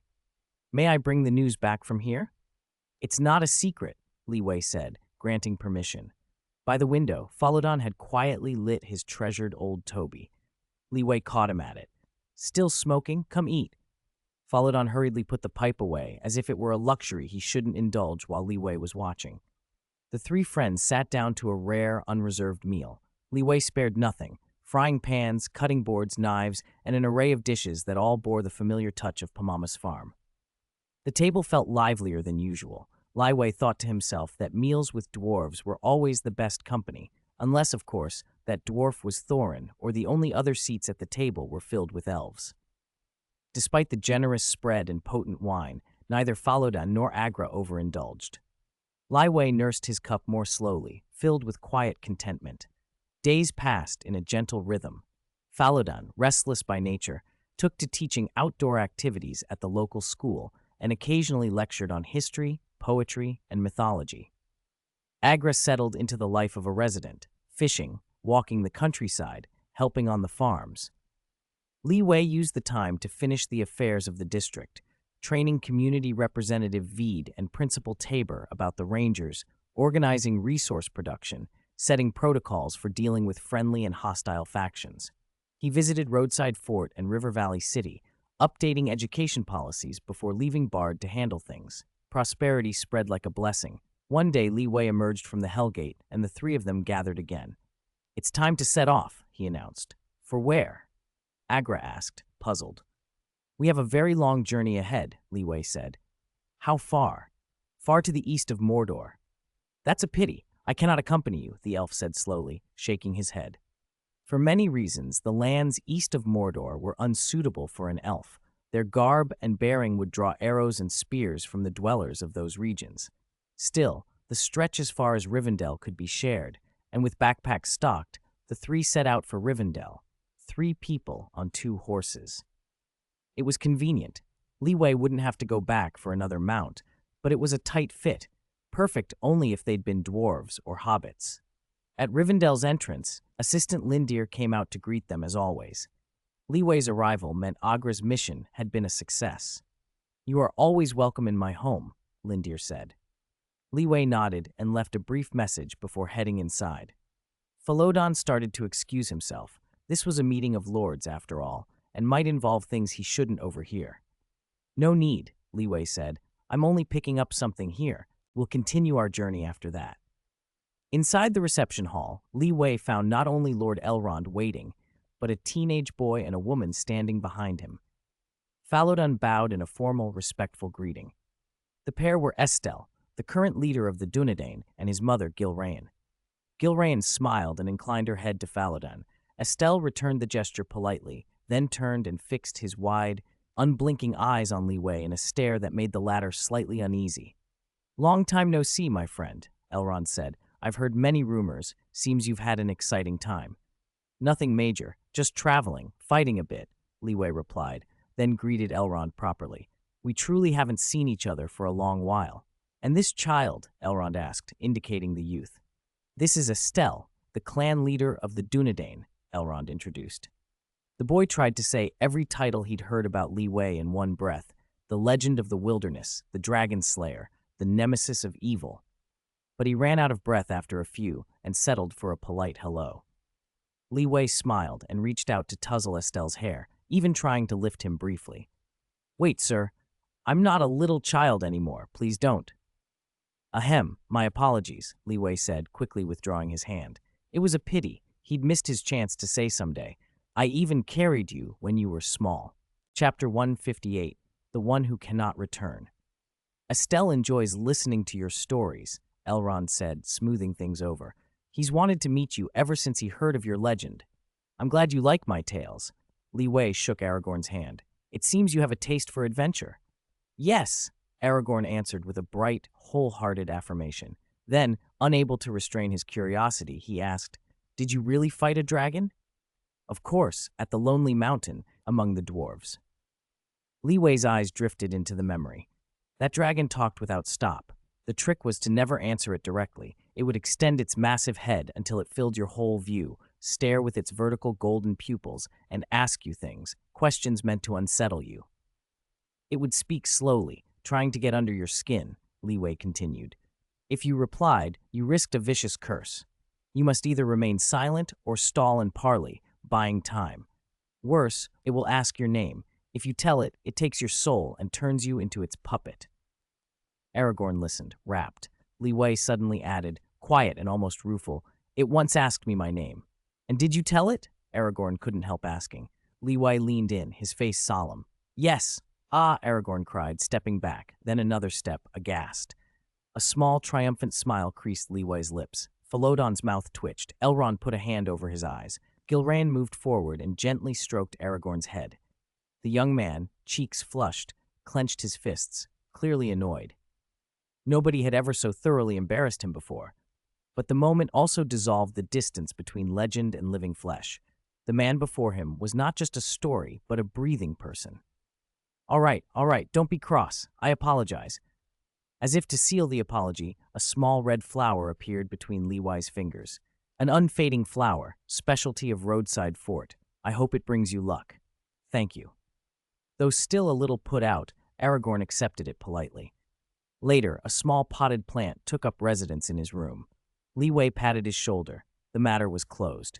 A private reception followed, but this time Rivendell's elven cooks weren't troubled. Leeway cooked. Years of practice with his synthesis table had given him a wide repertoire. Roasted, boiled, grilled dishes, pastries, salads. He also pulled more than a dozen barrels of his homemade wine from his pack.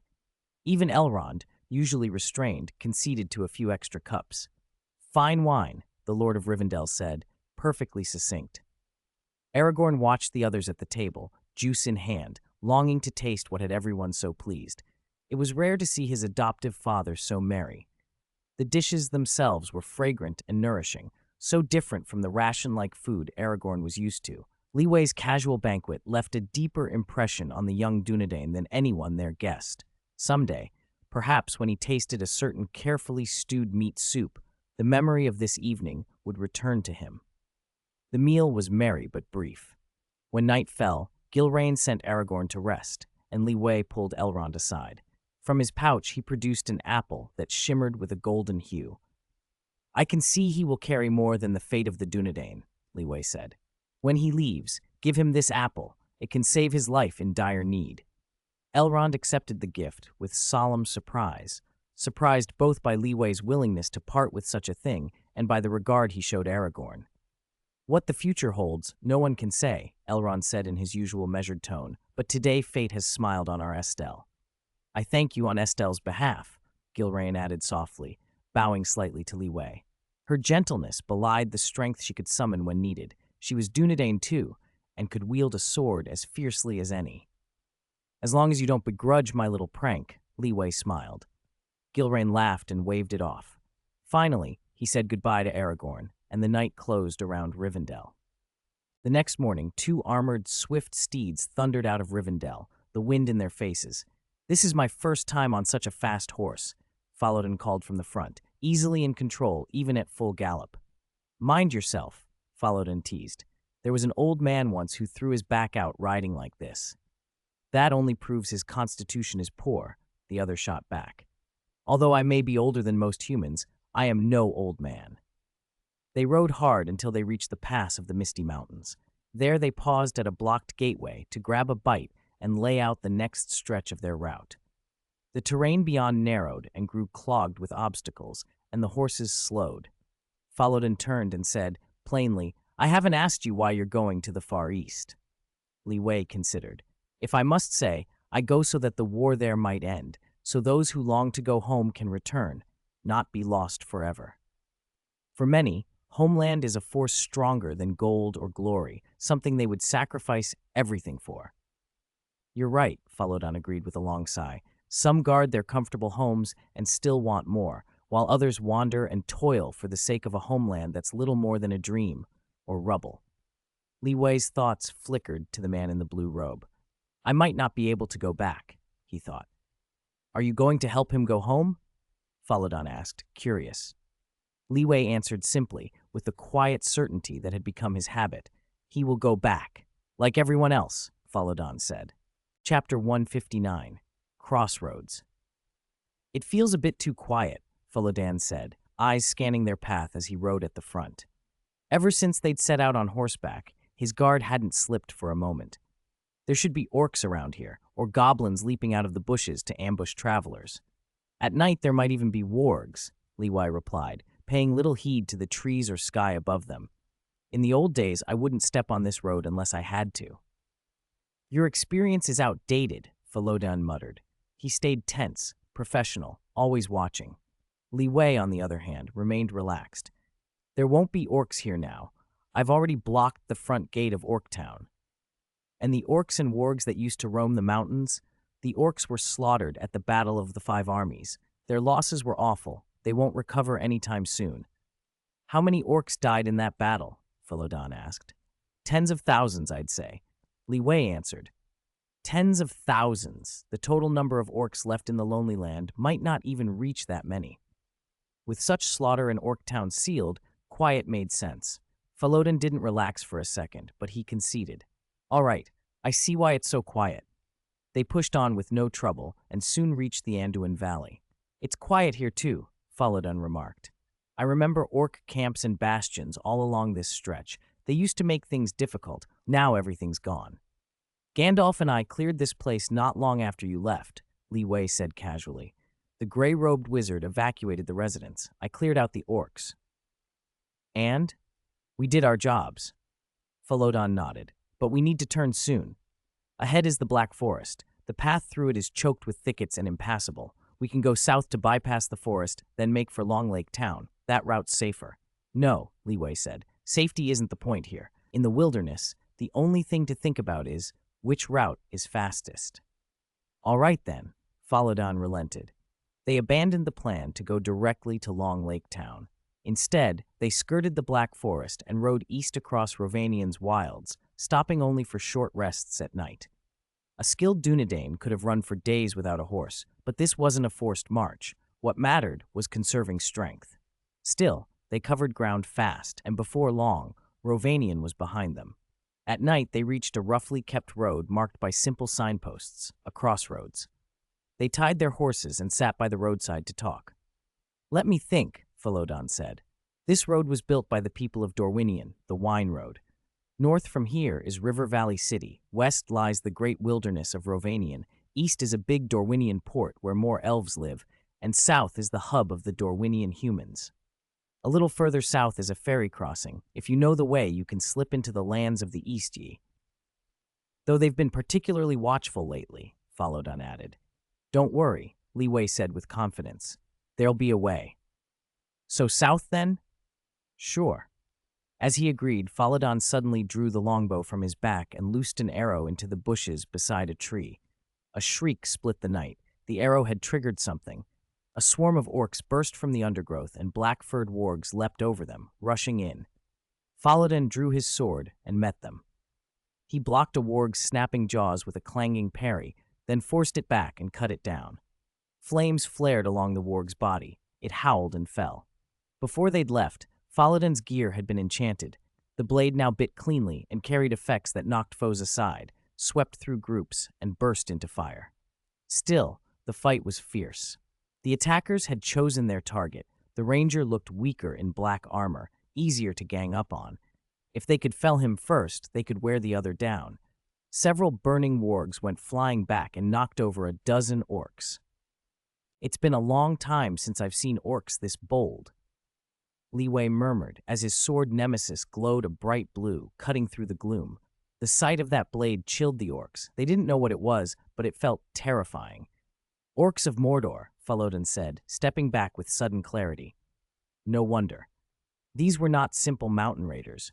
They were controlled by Sauron, less brutal than Moria's, perhaps, but with stronger wills and better gear. Their black armor took blows differently. It was hardier. The orcs roared and surged, and the wargs, eyes blood-red with madness, were more like demons than animals. Philodon moved like a shadow, cutting down charging orcs with 2 or 3 swings, slipping through weapon and fang. At times, he snapped back an arrow to catch a would-be sneak attacker in the skull. Strong and swift, he handled his dozen or so enemies until none stood near him. Li Wei's side, however, painted a grimmer picture. Philodon turned and saw Li Wei planted with one foot on a warg's head, slowly withdrawing the sword buried in its skull. The trees, bushes, and ground around him were littered with scorched corpses, at least twice the number Philodon had fought. Philodon sheathed his sword and could only say, "Well done." If he hadn't seen it with his own eyes, he might have thought orcs had fallen like rain. Chapter 160, Grapes.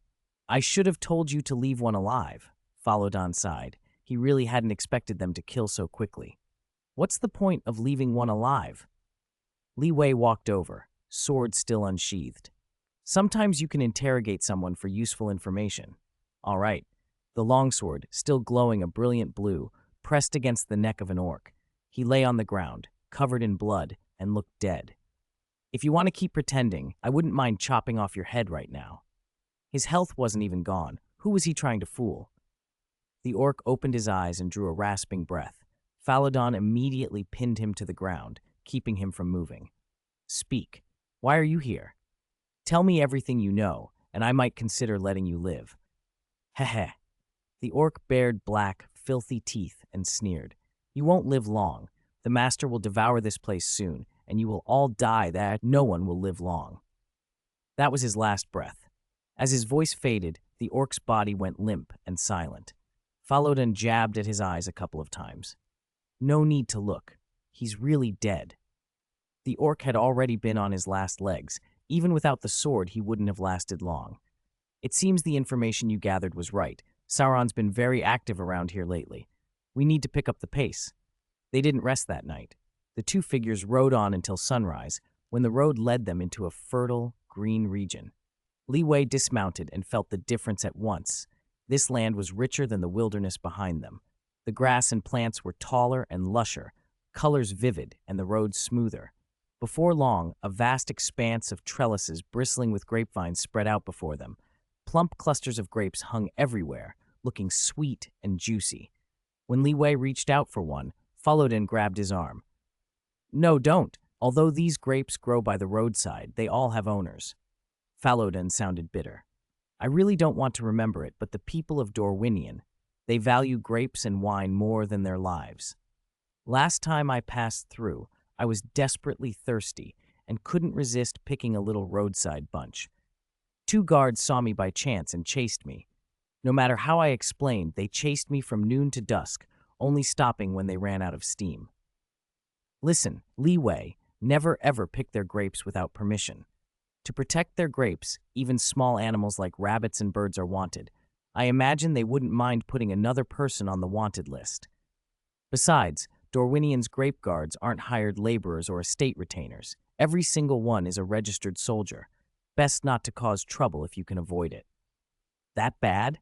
Li Wei's hand froze. But these were new crops, new seeds. This vineyard is huge. How many guards could there be? Enough, Falodon said. We'll sneak a little, just a tiny bit, and not get caught. I'm not taking them for free. I'll leave some silver. A few bunches can't be worth that much. Makes sense. Falodon nodded seriously, eyes fixed on the grapes. I know local prices. 2 bunches cost only. What are you two doing? The sudden shout made both of them jump back several steps. They dropped their gaze from the trellis and tried to look innocent, one rubbing his hands, the other putting his hands on his hips. Yet their expressions screamed guilty. These two, who wouldn't blink facing tens of thousands of the Aoke army, were cowed by a single guard's shout.